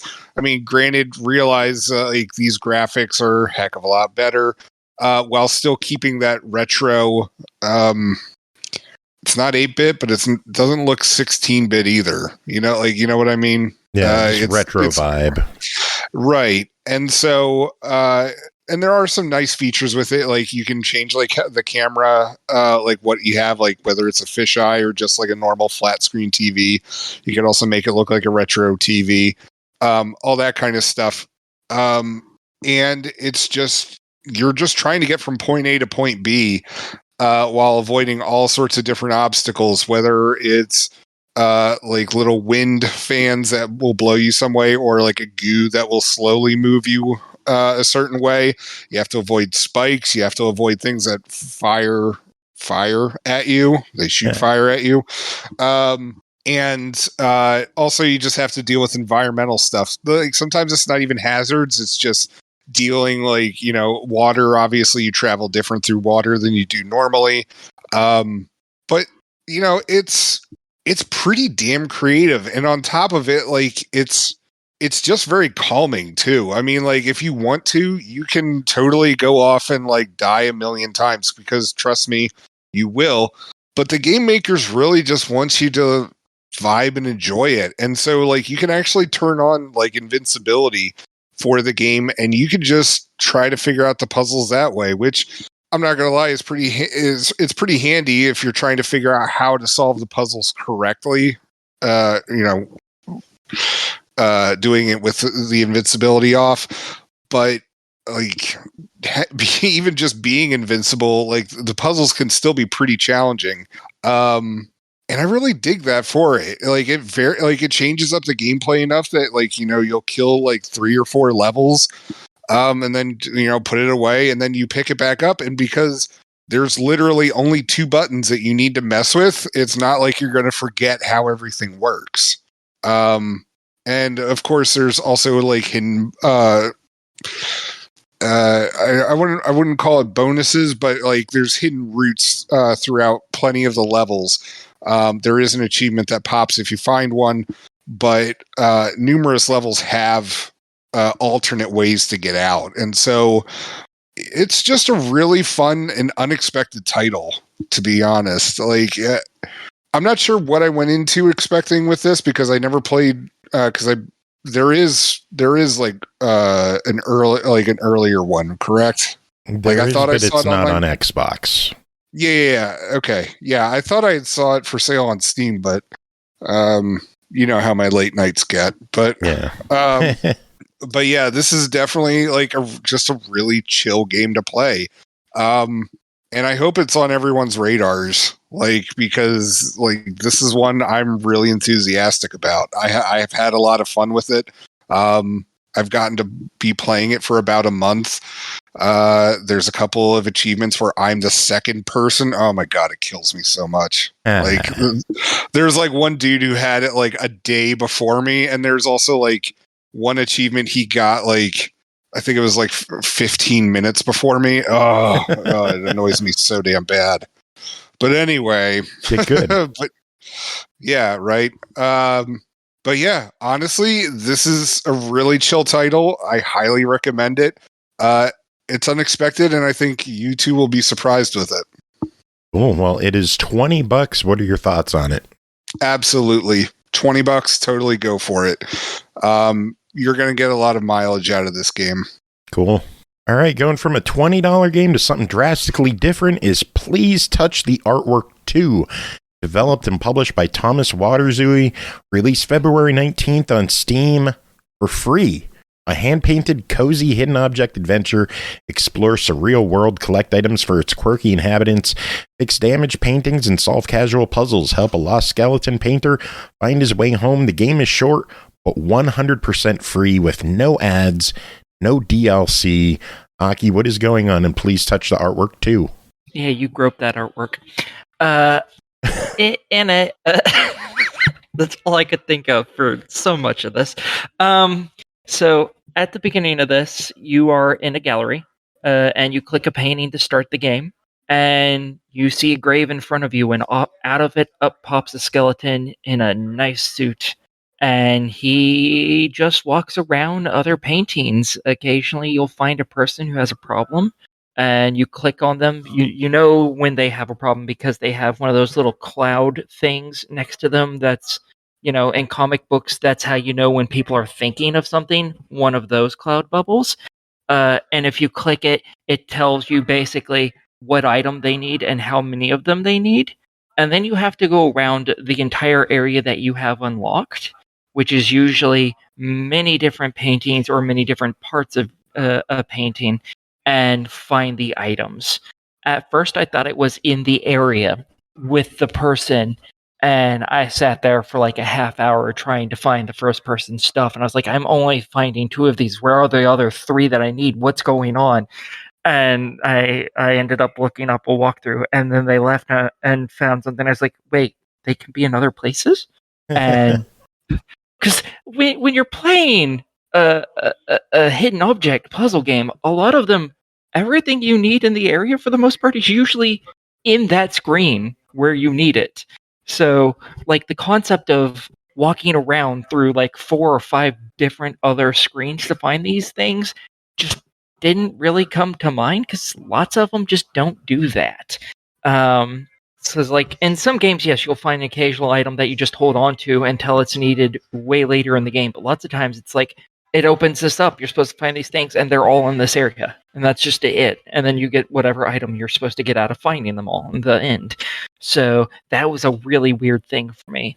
But after you find all of that person's objects, because it shows at the top of the screen what objects you need, because sometimes you'll have them for multiple people open at the same time, so it'll show the object and how many you need, as well as a light bulb. And if there's an item in the screen that you're at, the light bulb will be lit up, and you can click it, and it'll circle the general area where it is. Generally, if you just like click in the very middle of it, you'll pick up the item, which is fantastic, because I'm blind, and some of these I couldn't see them. Even when it did the circle, I just had to click in the middle of it, and I was like, to get it, because I couldn't see them even then, because I have bad eyesight. So that was really nice. It doesn't count against you or anything, and it stays up forever. So if that light is still lit up, there is still something on that screen that for you to find. And once you found everything, it gets unlighted, you move on to the next screen, and you can constantly click it to find the items if you're lazy or you are like me and you literally can't see them in some cases. You can be like, okay, I found all of them I can find. Click. Okay, there's one here. Oh, it's still lit up. Click it again immediately. There's no recharge on it. It's fantastic. I had to do it like 3 times in an area that had like 8 or 9 different objects, and I was like, I can't find it. Okay, click, click, click. It was kind of embarrassing, but it was also amazing at the same time. So when you once you've found all the objects, that little area squeezes in and shows you a picture of that character's face. So either you can go back and figure out where this character is to match it with the face, because again, you'll have multiple people after the first one generally. Or you can just click that portrait and it'll automatically bring you to that screen, which is fantastic. It makes it move so much faster. And it took me like halfway through the game, or maybe a little past that, before I realized that you could do that. And I was like, oh, that makes this even faster. Thank you. I don't have to find these people anymore. and then you just click on them, and usually they'll open up a new area for you to go to another painting or give you another access point to go to areas you couldn't get to, so on and so forth. Occasionally you do find damaged bits of the painting that you can click on, and it actually brings you to the back of the painting, and at that point you fix it. Generally it's like putting tape on it, more or less, and you have to just bring it from one circle to the next circle, and you have to hit all the areas, but you can't go, like if you go from left to right in one area, you can't turn around and then go immediately back over it at any point because you've already made that line. So you have to go like up and then over to it again instead of just going back and forth over and over. So it makes some of those puzzles a little difficult later on because you get a lot of different shapes, and since you can't go over the same line ever again, it makes it kind of difficult sometimes. I was stuck on those a few times. They're really impressively difficult, and I really liked that. And so you get those fixed, and then you get access to a bit more painting or to a completely new set of paintings, which is really nice.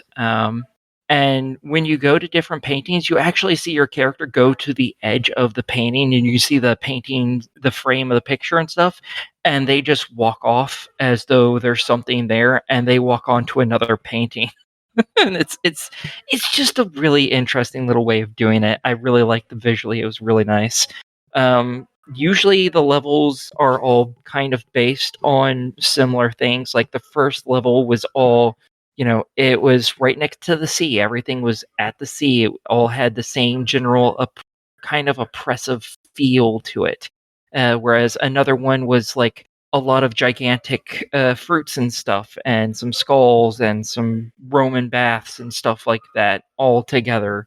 And so all the different paintings you went to in that level were all that same similar type, which is it was really nice. They are all based off of a real painter's style. I don't know if any of them are based off of specific paintings, but they're based off of a specific painter's artwork. I do not remember who they said it was anymore because it wasn't someone I was personally familiar with. But yeah, so you go through five levels, I think. And yeah, you can do this in a day or two. I think I spent like 5-ish, 6 hours, something like that on it, I think. Wow. And originally when I played it, there was one achievement that was broken, but like within a couple days, someone had reported it a little before I was about to go report it myself, and they fixed it that same day, put out a patch, and everything worked fine. So Nice. all the achievements are working. It is a really very beautiful game based on a real artist, and yeah, I thoroughly enjoyed it. Well, it clocks in at free. Free. What do you think? Yes, go get it, folks. It is. It's really good. Even if you had to have paid like 5 or 10, I would have said this is probably still fine because it was really good. So yeah, and as everyone knows, I do like my hidden object puzzle games. This one doesn't have a particular story like you might expect out of like an Artifex Mundi game, which is what I used to review way back when. But I actually think this one might be better than their games just because of the way it puts things. It was really interesting. I highly suggest everyone get it if you have Steam. And it doesn't take super impressive computer to play it either. So go get it, folks. Very cool. I'm going to have to grab this one myself because it's free and it sounds awesome. Well, cool shit. Please do. All right. One last game to talk about before our Norg segment is Geometry Survivor, developed and published by Brainseal, released February 21st on Xbox One, Series X and S, Switch, PS4, PS5, and PC for $7.99. Geometry Survivor is a roguelite survival where you fight waves of enemies, unlock innovative upgrades in the shop, acquire new ships, and conquer the unforgiving grid world. Jacob, what is Geometry Survivor? So Geometry Survivor is, you already gave that description, but for the rest of us out there, it is essentially Geometry Wars from way back in the day. And Vampire Survivors. Just it's like they had a hot makeout session one time, and this was the baby that was the result of it. And so you're going with the similar aesthetics of Geometry Wars, where it's all that kind of voxel kind of image, very much also like Tempest from way back in the day. And you just pretty much have to, it's as much of an arcade shoot 'em up as it is like an avoid 'em up, however you want to call it. And so you're like, as you run around the map and you're collecting all the blue dots, which are experience, or the gold dots, which are credits, and experience just levels up your ship during that game. Credits are saved for the end, and then you can use that to buy stuff in the shop. But you're running around the level, and you're supposed to try to survive for 20 minutes. I still have yet to. But with each new level brings about new waves of different enemies. And of course, all of them have different kinds of attack patterns. Honestly, I'd say even more so than what I was remembering from like Vampire Survivors. And so like there was one that my oldest son was calling frogs, which are really just these like I mean, they're neon green, so I get the association. But like they're essentially like just two triangles touching like the pyramid top of them. I don't know what the mathematical name of it is, but whatever. Just play the game and you'll understand what I'm talking about. Anyway, so like stuff like that will like hop, like it seems like it hops around like throughout the level. You've got other ones that will completely home in on you. You've got like spiral ones that'll just like run away from you. And as you're trying to run away from them, but also blast them out of the little arena, you can upgrade your ship with different weapons. I mean, some of them are like, like a loot magnet, so it's easier for you to grab loot from a farther distance away. But a lot of it's weapons. Some of it's shields, some of it's allied ships who will come in and help you destroy stuff. Others are lasers. And what I thought was really neat with this game is that, there is a varied amount of weapons and like shieldish items, defense weapons, defense items, I guess, that it really can just vary to your play style. And as you get stuff like the randomizer, which will just choose like a random upgrade for you to get with every single level, it really keeps the game fresh and also gives you a level of unpredictability. And in fact, like after I bought the randomizer ship, one of the things is that like it forces you to learn how to use the different weapons, because one of them, in my opinion, the spiral, is absolutely useless. Like I hate it so much. But then I like it because when enemies are following you and you drop it behind you, it takes out tons of them. Well, that's the thing. Like you learn how, like by doing the randomizer thing, you end up learning how to effectively use that weapon, because like the game's just like, well, dude, eat shit. Like you have to like figure it out, man. Like otherwise you're just gonna die. Unlike the other ones where you can just choose what you want the upgrades to be. And like, it just makes you a better player at this kind of stuff. And I was just, I don't know. I was having a lot of fun. It was slow to start with it, but like once you start earning credits and you start getting into bonuses, it's a lot easier to level up and buy the upgrades that you need from the shop or buy new ships. And yeah, I was just having a lot of fun with it. I did run into an issue with the game, and I don't know if it's because it was a pre-launch thing and it was updated or something. But the first time I played the game, I did 3 runs. One was like a minute 50, one was like a minute 40, and then I did like 18 minutes. Which is wild because my oldest son and I still have yet to crack like 13 minutes. Yeah, I hit 18 minutes or like 17 and a half, 18 minutes, something crazy. None of the achievements popped because they weren't live yet. And when I came back to the game the next time, my save was gone. Oh, that sucks. Yeah. So I didn't get credit for any of that stuff. That didn't happen to me. Yikes. Yeah, I don't know what happened, but my save was gone. I had to start fresh. I've gotten up to, I think, 16 minutes now. Okay. I haven't been able to replicate it. I've gotten close a few times. Like, I've had a few runs where I'm like, this is going to be it. This is happening. And I would just get clipped by those fucking red exploding ones. Oh, yeah. Those things are those a bitch. Bastards. Yeah. But yeah, like, this is basically Geometry Wars meets Vampire Survivors. And it's a blast. I am having so much fun with this game.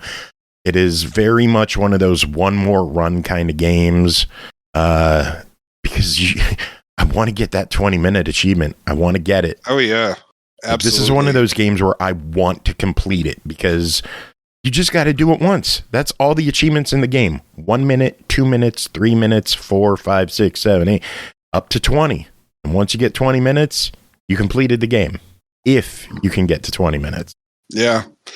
And one other thing I want to bring up, and like if you follow the Facebook page for the podcast, then you already know about this.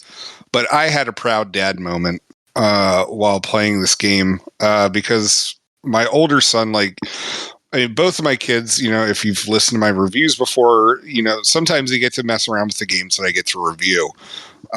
Mostly the kids' games, but I let him play some of the other stuff. And I was letting my older son play Geometry Survivor because he's vaguely interested in it, and he likes games like Just Shapes and Beats. But they kind of stay away from Vampire Survivors because it seems spooky. But so I was like, oh, you should try this out. And he ended up getting addicted to like that, one more round kind of thing. But he was only lasting like a minute 30, maybe 2 minutes. And so I sat down and talked with him about like various strategies and like, this is like, maybe you should try this, and this is what this weapon does. Oh, well, I don't like that one. Yeah, but if you do this, then, you could use this to because this weapon will work with this one, and like together, like with the cooldown rates, like it just like they mesh really well. And he went from only lasting for a minute 30. He ended up beating my time at the time, and like just blowing me out of the water. And it's just like for once I wish that there was leaderboards on this, because like for so many of these games I'm just like, I don't care about the leaderboards. But he was beating me at this, and I was just so damn proud of that. Like, even if it was leaderboards can only do so much, because once you hit 20 you're done. Yeah, I know, but whatever. But yeah, I was just like, I was so damn proud of him for beating my high score at the time. Yeah, it was a good family moment with this game. So if you've got kids, this is an excellent game for them to try out too. You could always check the statistics page and see how good you did. You could always check the statistics page. No. Although I do like on the statistics, they do list how long you've just been staring at the store menu. Yeah. Time spent on upgrade screen. My average time survived is 10:58. I don't have my Xbox up, so I can't see what mine is. But Suck also, the game's $8. What do you think? Oh, absolutely, totally $8. Yeah. Cool. All right. Well, that is it for you two. We are going to take a brief break for a few seconds. We're going to listen to Norg's SML theme. And then we are going to get into a segment with Norg that lasts way too long. Like, way too long. We were supposed to do a 5-10 minute review. The segment's over 40 minutes. That's standard. That. Yeah, good old Norg. Yeah, the review itself is probably a half hour, and it's a $12 golf game. Nice. That's on sale for 2.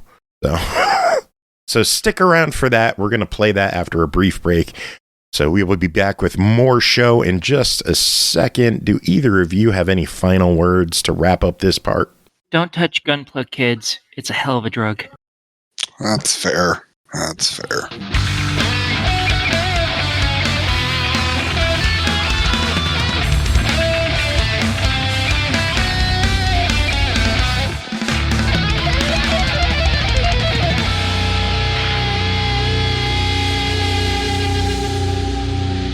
All right, and we are back after the musical break that's still going. Just give it another second or two. Okay, I think we're done now. Norg is here. George, how are you doing? Oh, I'm still waiting for the breakdown to stop. I mean, that was your song. You're the one who made that so tail sorry. End on your 11th anniversary song. The tail end just goes for like 45 minutes. I thought about cutting it off, but then I was like, it gives you something to talk over. It does. And that's what we did. When you have something to talk over, it's like we put the taco into talk over. So it works out really well. It does. Man, I love tacos. I love tacos so much. They're putting a Taco Bell in our town. Shut up. Like, you're getting fucking a Taco Bell finally in your town. We're getting something new in our town. Oh my gosh, dude, you're set. Like, you never need to move or leave ever again. They need to keep nacho fries. This whole limited time bullshit needs to end. the fabricated, like, it's like limited time only. For a limited time only, we'll open the Disney Vault. And you have 1 month to buy Pinocchio. That was a really good Nemo. Up. Like, you actually were really good at Dalmatians. Such classic hits as Cinderella, The Black Hole. Oh, The Black Hole. Speaking of black holes. Wait, no. Dude, have you ever, like, the movies with the word black in Disney's history are, like, really, what's the word I'm looking for? Not controversial, but opinions are very varied on that. So, for example, The Black Cauldron. Nobody talks about The Black Cauldron, even though it was one of their best movies. Gurgi is the best. But then, like, you've got The Black Hole, which to me was Ernest Borgnine's finest performance. But, like, it was so good. And it was Disney's attempt to try to capitalize on sci-fi mania after Star Wars came out. And, I mean, it was okay, but, like, the soundtrack was off the chain. I don't know if you've ever seen that movie, but if you haven't, you need to go see it. I have not. Oh, man. It's been a long time since I saw The Black Cauldron, too. I remember going to see that at this movie theater with my dad as a kid, and I just cried my fucking brains out. Oh, after Gurgi? And they had to take me home because I was just inconsolable. And I don't even remember what made me cry. I just have these memories of crying through a movie theater, being carried out. I won't say anything, but I know why you cried, because nobody can watch that movie without getting to a certain scene without crying. You can't. It hit so hard. It was so good. Speaking of hitting things hard. Yes. Totally derailed. I love it every single freaking time. I know, I love it. We have to do like a 5-minute review of a game. We're going to do a 5-minute review, but before we can do the review, we need to do 37 minutes exactly of banter and talking about things that are unrelated to a game review. Here we go. We start with the black hole, and the black hole can lead you to all sorts of things. Oh my goodness gracious. Anyway, hi. Toy Story 3. Toy Story 2, The Lunchbox, the movie, the breakfast cereal, the sequel.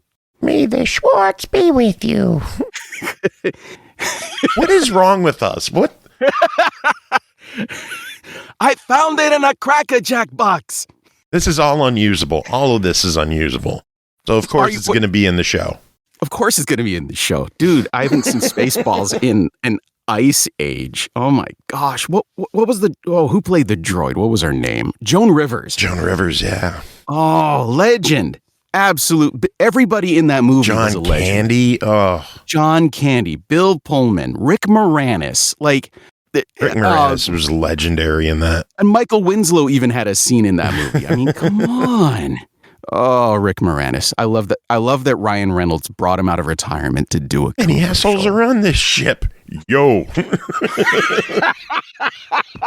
I'm surrounded by assholes. The best part about that was if you were a kid when Spaceballs came out and do you remember the Scholastic book thing that you would get in class that you would have to take home and pick out what books that you wanted. You could get Spaceballs, the kids' version of the book, but they censored out assholes in it. And I swear, I remember this so vividly. It because I'd never seen the movie as a kid. I only had that book.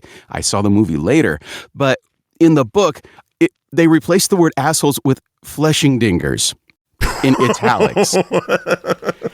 And I could not for the life of me figure out why anybody would need to say that they were surrounded by fleshing dingers. Like, what? Wow. They censored it out. Now I want to see if I could find this book for kids. I bet I still have it somewhere. If I find it when I ever get around to unpacking. I see Spaceballs the book, but I don't know if it's that or if there's... Okay, Houston, we have Liftoff. Spaceballs is not what I'm looking for. But, yeah. Let's see. Spaceballs Scholastic Book. By Sarah L. Hudson. Does it still exist? Oh, hang on. Oh, whoa. $103? Are you kidding me? I need to find my copy of that book. Holy crap on a crap cracker. Oh, wait, here we go. The book by Jovial Bob R.L. Stein, June 1987, Scholastic. Oh, here we go. $15. Yeah, it's on eBay. A hilarious new comedy from MGM. Oh my God, I'm going to order this. Spaceballs, the movie, the book. Yeah. Wow. Oh, man. How did we even get into... Anyway, hi. Speaking of balls. Speaking of balls, we're going to get back there somehow. Fuck it. If is Grant here, we can have... We'll have Ball Squad. Oh, balls. Spaceball Squad. Spaceball. I love how you were quick on the draw with that sound effect too, by the way. That was I gotta be quick on my soundboard when I have it. You like really this one. On that soundboard. Wait, did I do that? Yes, you did that. That is you. I remember. That is also when I get a voicemail. Seriously, like Discord has their own crickets. Listen to how shitty theirs is. Oh, what even is that? Seriously. Now, see now. No, I can't do it. I'm... Nice. And then they have... You want a duck? I'll give you a duck. Wow, that is good. Crazy story. I actually met the guy that does the Donald Duck voice currently, and he's so nice. He was standing next to Bill Farmer, who does Goofy, and the two of them were just going back and forth. And like, I'm just standing here and all like, my kids would love this. And the cool thing is, I said, okay, guys. You probably get this all the time, and I'm going to be that guy. Could you send a video message to my kids in your voice? And they did it. And they did it, and the kids were just blown away. It was so awesome. They're such great guys. My uncle used to do voices as a kid. Oh, did he really? Yeah, like he would call me as Mickey Mouse and be like, "Hi kids, I'm Mickey." Huh? I can't do a voice, obviously. Well, Mickey has evolved a lot over the years because you've got like the super animated one right now, but then you had like the original one. Like if you've ever seen the one where he defeats the giant, because like they're talking about a giant. And they're like, oh, there's this giant coming and it's terrorizing our town. And Mickey had just finished smashing 7 flies with 1 fly swat. And he runs out right after they're talking about the giant. He said, I killed 7 with 1 blow. And it gets back to the king. And he says, I'll give you 1 million pazouzas. Oh, no, I couldn't. 2 million pazouzas. Because pazouzas obviously are a viable currency. Oh, yeah. 8 million pazouzas. And the hand of the Princess Minnie. Ha, ha, ha, ha, ha, ha. I'll blow him out of the way. Anyway, Sorry. Now I'm remembering that cartoon because the giant like grabs like a haystack and rolls it up and smoke because you could smoke cigarettes back in cartoons back in those days. And like Mickey gets stuck in it and like the giant sneezes and he sees Mickey's like, Gesundheit, ha! And then it just goes on from there. What was that on? What movie compilation was that? Jeez, there was that so with many. The Three Musketeers? I don't remember it. No, it might have been on there, but we didn't have Three Musketeers when I was a kid. But it was on one of the VHS tapes. I remember that much. The Aristocats. Yeah. All right, we got a game we got to talk about. Let's get to it. One final game to talk about on this episode is Golfinite, developed by Pmurph. Or Pmurph, I think. I don't know. Published by RedDeerGames.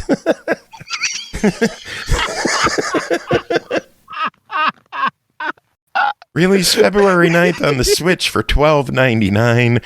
Begin your career as a professional golfer. Participate in training sessions. Hone your skills.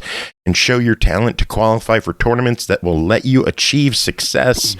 Norg, tell us about Golfinite. I'm a dead man. Okay, so first of all, it only took us 15 minutes to get to this. Nice. I think that's a new record for us, like in terms of how little time it takes to get to the review. True. So first of all, I love weird golf games. I don't know why I love weird golf games because I've never really been that big of a fan of golf, to be perfectly honest.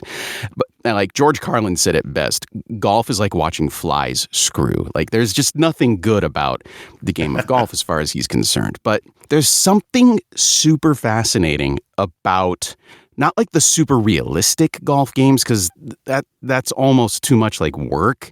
And I love them both. Allergy. I just love golf games and I don't know why.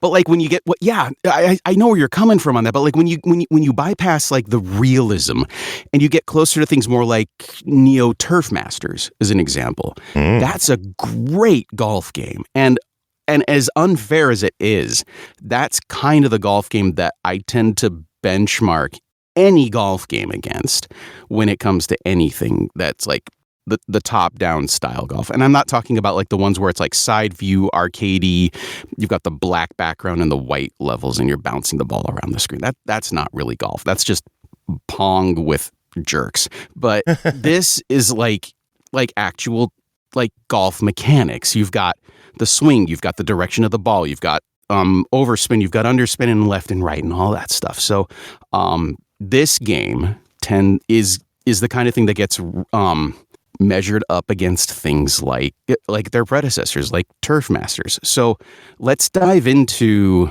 this actual game. It starts out with the premise of it's the ages-old trope of you are a novice and your coach is telling you will never make it, but you can go ahead and try if you like. All right. Who doesn't love a good challenge? So there is a tiny element of story to this. That doesn't even exist in Turf Masters. You show up and you play golf and you play as the technician and you look at the funny screens when you get a double bogey and he bends his golf ball. Wow. Club.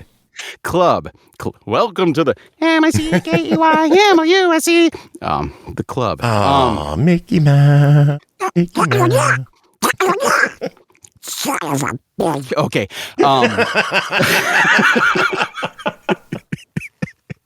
People who skip directly to the review have no clue what the hell's happening right now. Oh, boy. Okay, so the game itself is you've got a combination of some golf mechanics, things you would expect, topspin, undercut, left, right, wind, elevations at the green. To be fair, I really liked the way they handled the elevations at the green. And then in order to actually get into the tournament aspect of it, you had to go through like these training components where you either practice putting, or you practice chipping, or you practice your drives, or you practice your approaches. There's one where you have to like get it in between like the two bars. It's almost like doing slalom, but it's just one set of poles. But the goal is accuracy in making sure that the ball goes where you want it to go. When there's no wind, that's like super easy.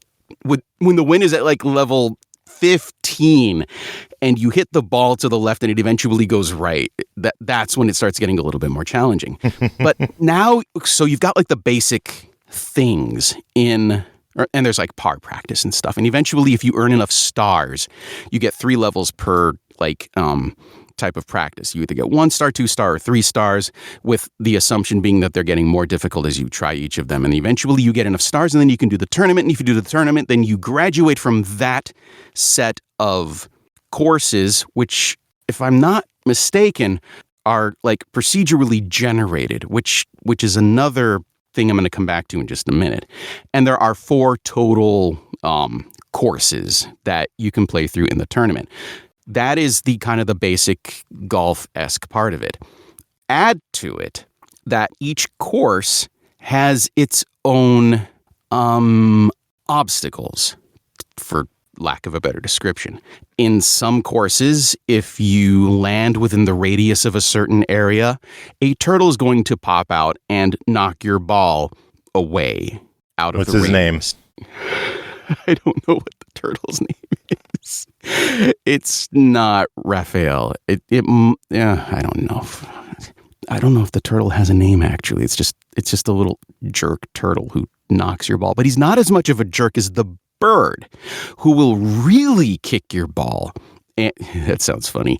And and because of the veracity in which the bird will kick your ball, 9 times out of 10, it's going to knock it off the course. And then you have to like go back to where you started, and you take the hit on the stroke. Why do they call it a stroke? I played so many of these courses, I wanted to have a stroke. I swear. Because of those stupid fucking birds. Sorry, I forgot language. But then... No one cares.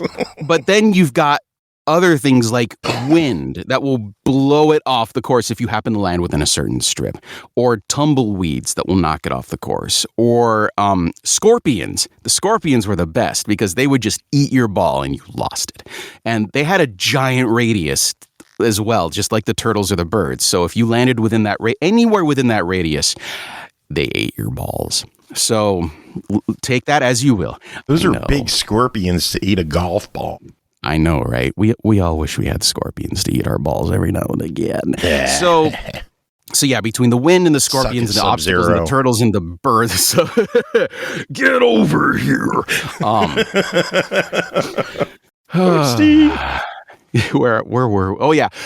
So yeah, you've got some arcade elements that go along with that. And in conjunction with that, to kind of balance it out, you have some arcade-ish abilities. Like you can set it so that if you hit a button, you have to pay for it in like this clubhouse. You can buy certain types of balls. You can buy certain types of effects. And one, for example, is if you hit one of the buttons on the Switch controller while the ball is in the air, it will drop. Just boom, right over where it is, which can come in handy at times, especially if you don't want to get your balls eaten by a scorpion. But yeah, then I would love that in a real golf, like a simulation golf game. Right, if you're playing Tiger Woods and you chip it and it's a flyer and it's going over the hole, you could just hit the button and drop it right down. Oh, that'd be so handy.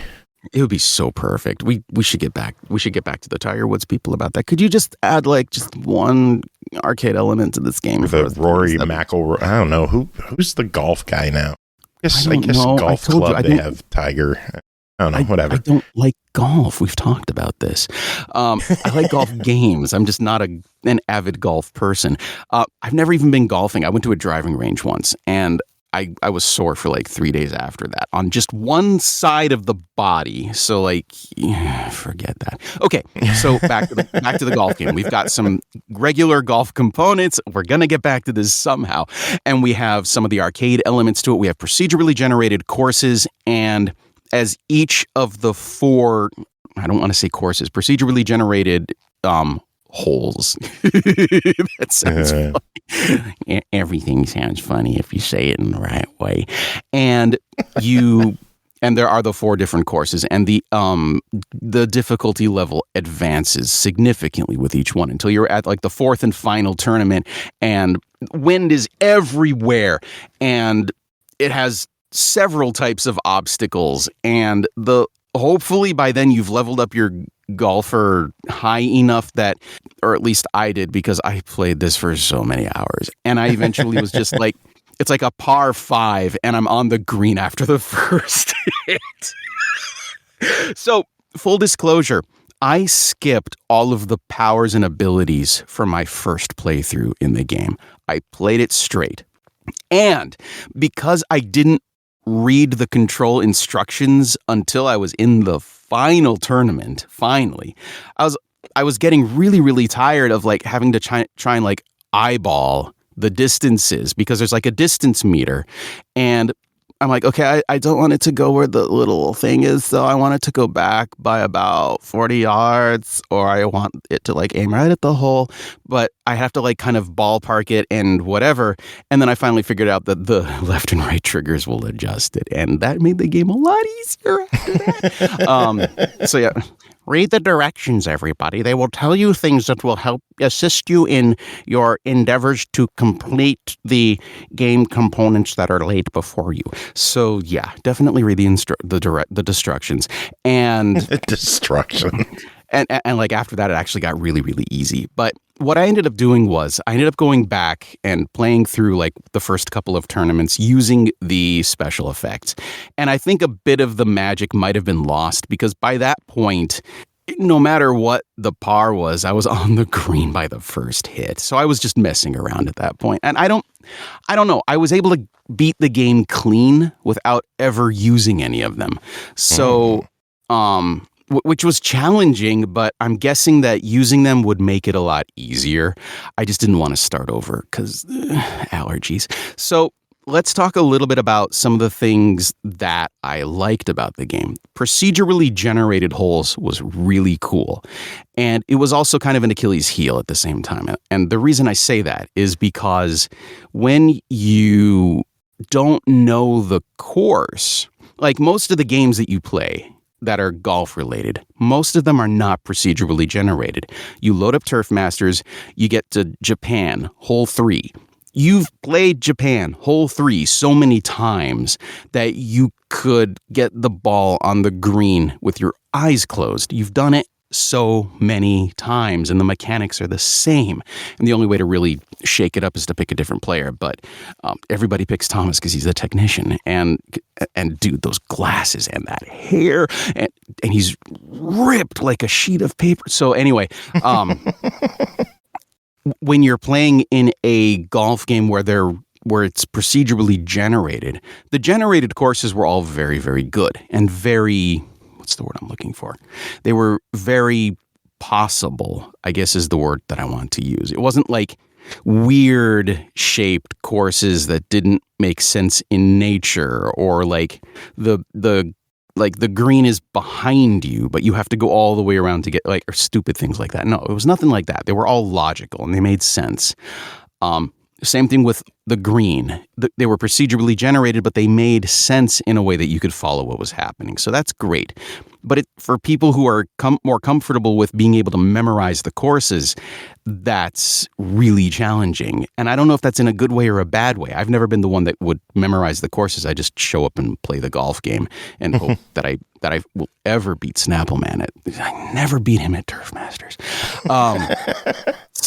Dude, I swear he plays that game at least 4 times a day and has done so since I first met him in 2005. There's an obsession thing that he might have a problem, but be that as it may, I can't believe what's even funnier is like he's in driving distance from me right now because he's out visiting family in Washington State, and we hung out for a little while and it was a lot of fun.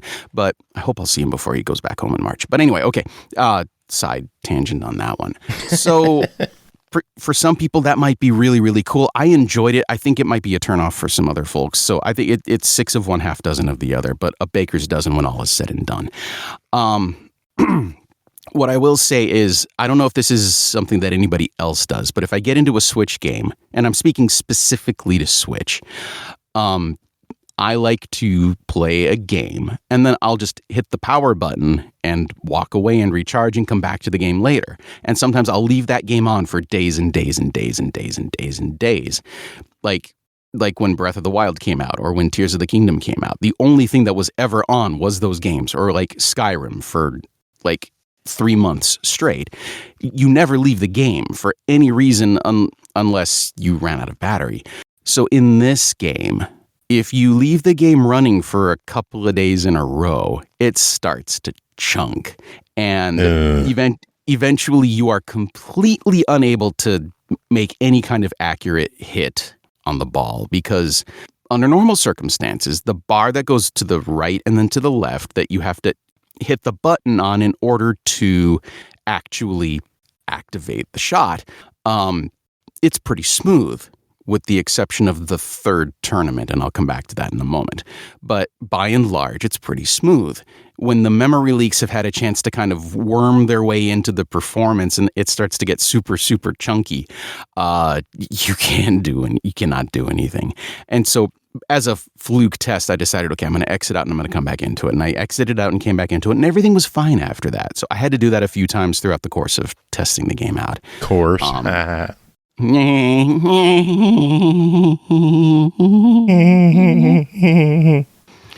Except for the jukebox in the bathroom. That was for Peter.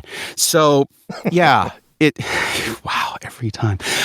It's always about the jukebox. It's like that's the springboard line that gets you into the rest of Peter Griffin. And oh man, I don't want to be Peter Griffin. He's weird. Okay, so all right. As I said before, that's your fallback. You don't want to be weird with Peter. All right. I've never done it with a Spanish chick before. Okay, so hey, Peter. Did I say you could quit? Wow. Okay. So anyway, who wants clam chowder? Our newest cat is Petunia, and I call him Peter. I'll just be like, Peter. Hey, Peter. That is unnervingly good, man. Oh, wow. Okay, so yeah, don't leave the game running for days on end, because memory leaks and it'll get chunky. There was a weird mechanics thing that kind of drove me bonkers. When you're or even after you've already qualified for the tournament, you can still do the training and earn more experience and earn more money to spend in the clubhouse and get stuff. When you scroll through to select the level of tournament that you want, 1, 2, or 3 stars, it's up or down. In order to actually select that tournament, you have to cursor over into the description and hit the button again. You can't select. If it was just a matter of you hit the button to select the level you want and then hit it again to say, okay, fine, that wouldn't be that big of an inconvenience. But in my mind, if you hit the button to select the thing, you're done. You've selected the thing. No. You've got to cursor over and then select the thing. I'm like, no, that's too many steps. Sounds like work, allergies. So that's mostly just a menu mechanics thing that really messed me up. I've heard a lot of really good reviews about the music for this game. And as much as I hate to say it, and maybe it's just because that's one of the categories that I tend to focus on the most, I didn't find the music to be that memorable. And it was kind of repetitive. And I think that there was a huge missed opportunity. Pardon me. Yeah, and it's funny because you were talking about the earlier. If you bogey or double bogey or triple bogey or quadruple bogey or pentuple bogey or +6 or +7, because sometimes those frickin' scorpions will mess you up. And no matter how many times you try to get around them, they will find you. So it's just one thing. If you bogey out at any level, and And that's it. I have another sound effect that you could use for that. It's like, oh, I just bogey. Oh, son of a bitch! There it is. That would be some variety. I feel like that would be the good +8 one, because by the time you get to +8, you've already given up on life, and you're looking for popcorn or something else to do, anything. But when you par, you get a very cute short jingle, very short. When you birdie, you get the same jingle. When you eagle, you get the same jingle. When you albatross, you get the same jingle. Oh, the only time that changes, special, nothing. And like, dude, albatrosses should be more special than a hole-in-one, if you ask me. Yeah, they should. Like, Albatrosses you don't get a fucking 2 on a 5, right? Unless you've leveled up your character and you're hitting the green after the first shot. But like, seriously, after you get that, it should be like, woo. Yeah, just that short. That's it. That's it, right? Woo. Woo. Oh, that's like the really excited Owen Wilson right there, man. Oh, man. Yeah, you got to join us on wrestling nights. Oh man, I haven't seen wrestling actively since before I got married, which was 15 years ago this year, and I used to try to keep track of things because like I couldn't watch it anymore, but I try to keep track of who's doing what and like text wise. And I think the only thing I really care about is the fact that Becky Lynch is still the man, even though I understand that for a while she wasn't, but now she is. And the whole lawsuit thing, whether or not that was a show or not, I don't know. But yeah, she's fantastic. She's been one of my favorites since the very beginning. Even though I still remember the Ultimate Warrior Hulk Hogan at WrestleMania. I'm that old. Man, that was a Brutus that the was Barber Beefcake fan as a kid. Oh, he was great, and he was great in his mullet. Too. Right? Oh man, there were some legendary haircuts. Now, to be perfectly fair, Barry Horowitz was somebody's hero. Somebody out there somewhere was like, yeah, Barry Horowitz. Whoa. Dude was the perfect, like the quintessential jobber, right? Just always there, reliable, ready to lose. He put over so many wrestlers in his career. Anyway, yeah, Barry Horowitz. Pat yourself in the back, Barry. You have no idea nobody knows what I'm talking about. You know who else had mullets? Golfers. Yeah, they did. Man. Golfers and MacGyver.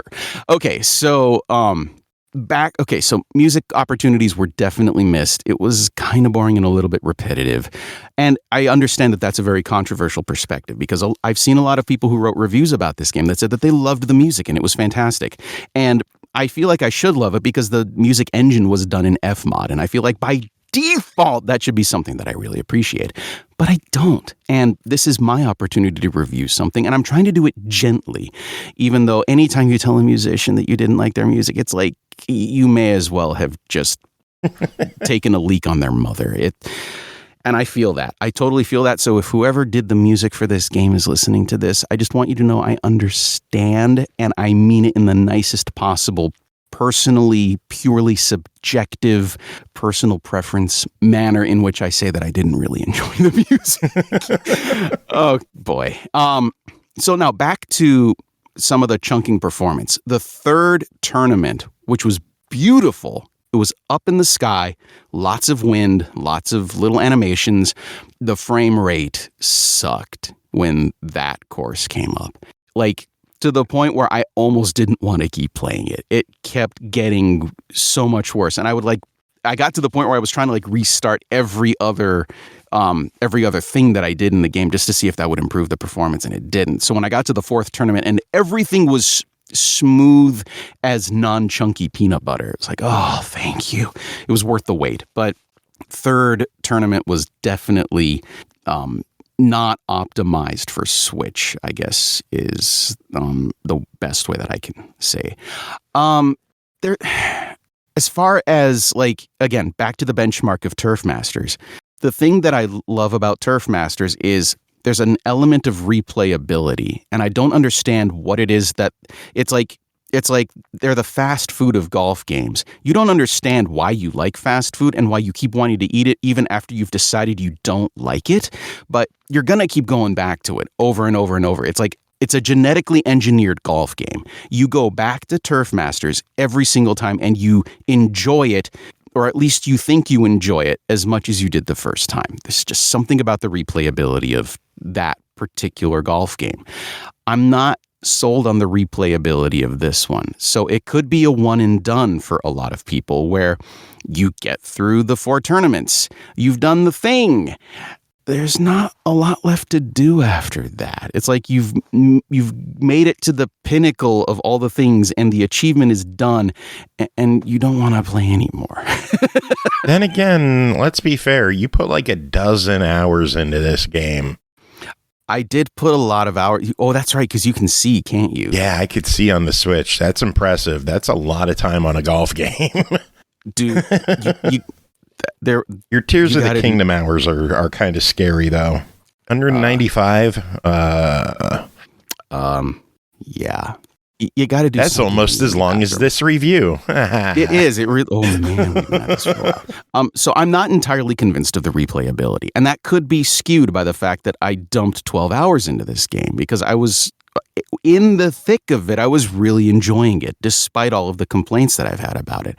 But I'm just not entirely certain that there's a replayability component to it, and that could change. Like 6 months from now, I might be sitting there thinking, you know, I just realized that this golf game is a lot like a beefy, cheesy nacho burrito at Taco Bell. I'm going to hate it, but I'm going to love it at the same time.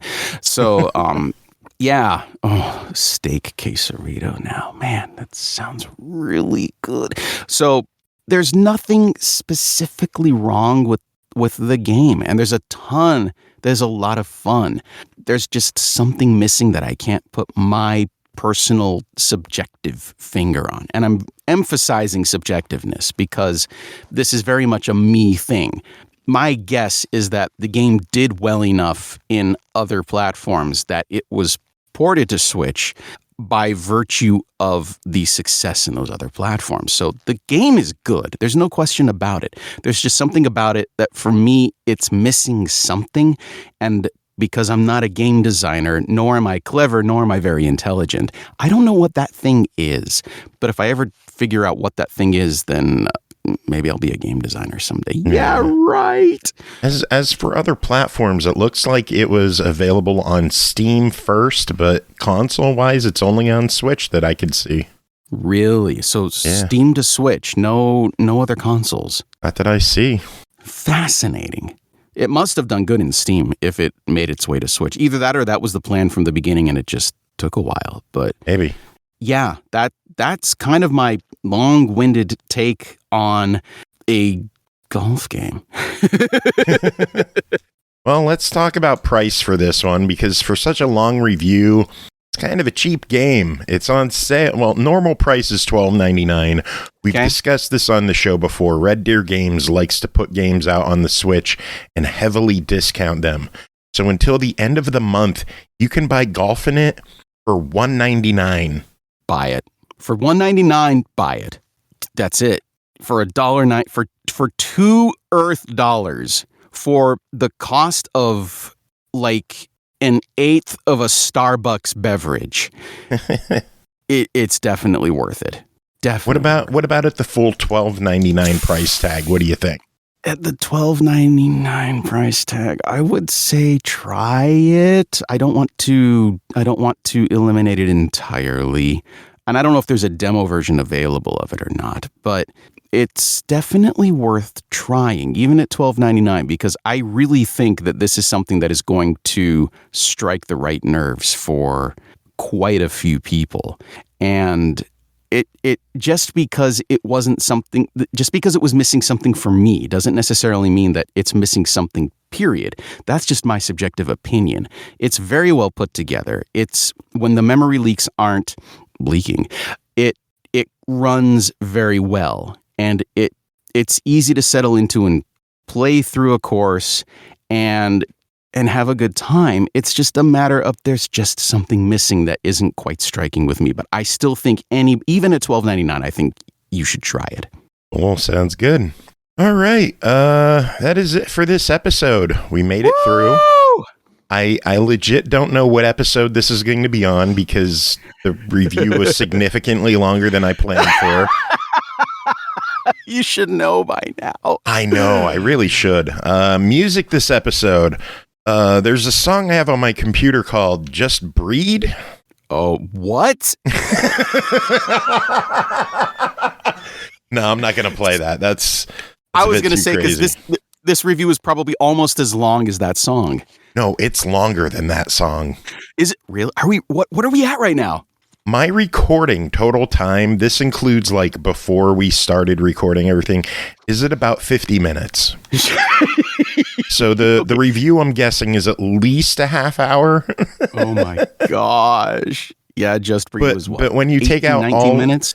When you take away all the rambling and the side tangents, it only comes out to about like 4.5 minutes. So we did pretty good.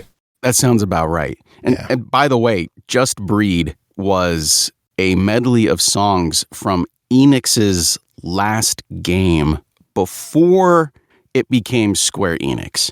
And it was a Famicom game, released in Japan only, that had a fan translation sent out to the United States, but it used the advanced sound chip that was available for some of the games in Japan. So the game is incredible. It is so good, and it has a great plot, and the soundtrack is off the hook. You've got to try it if you've never tried it before. Find the fan translation, play through the game.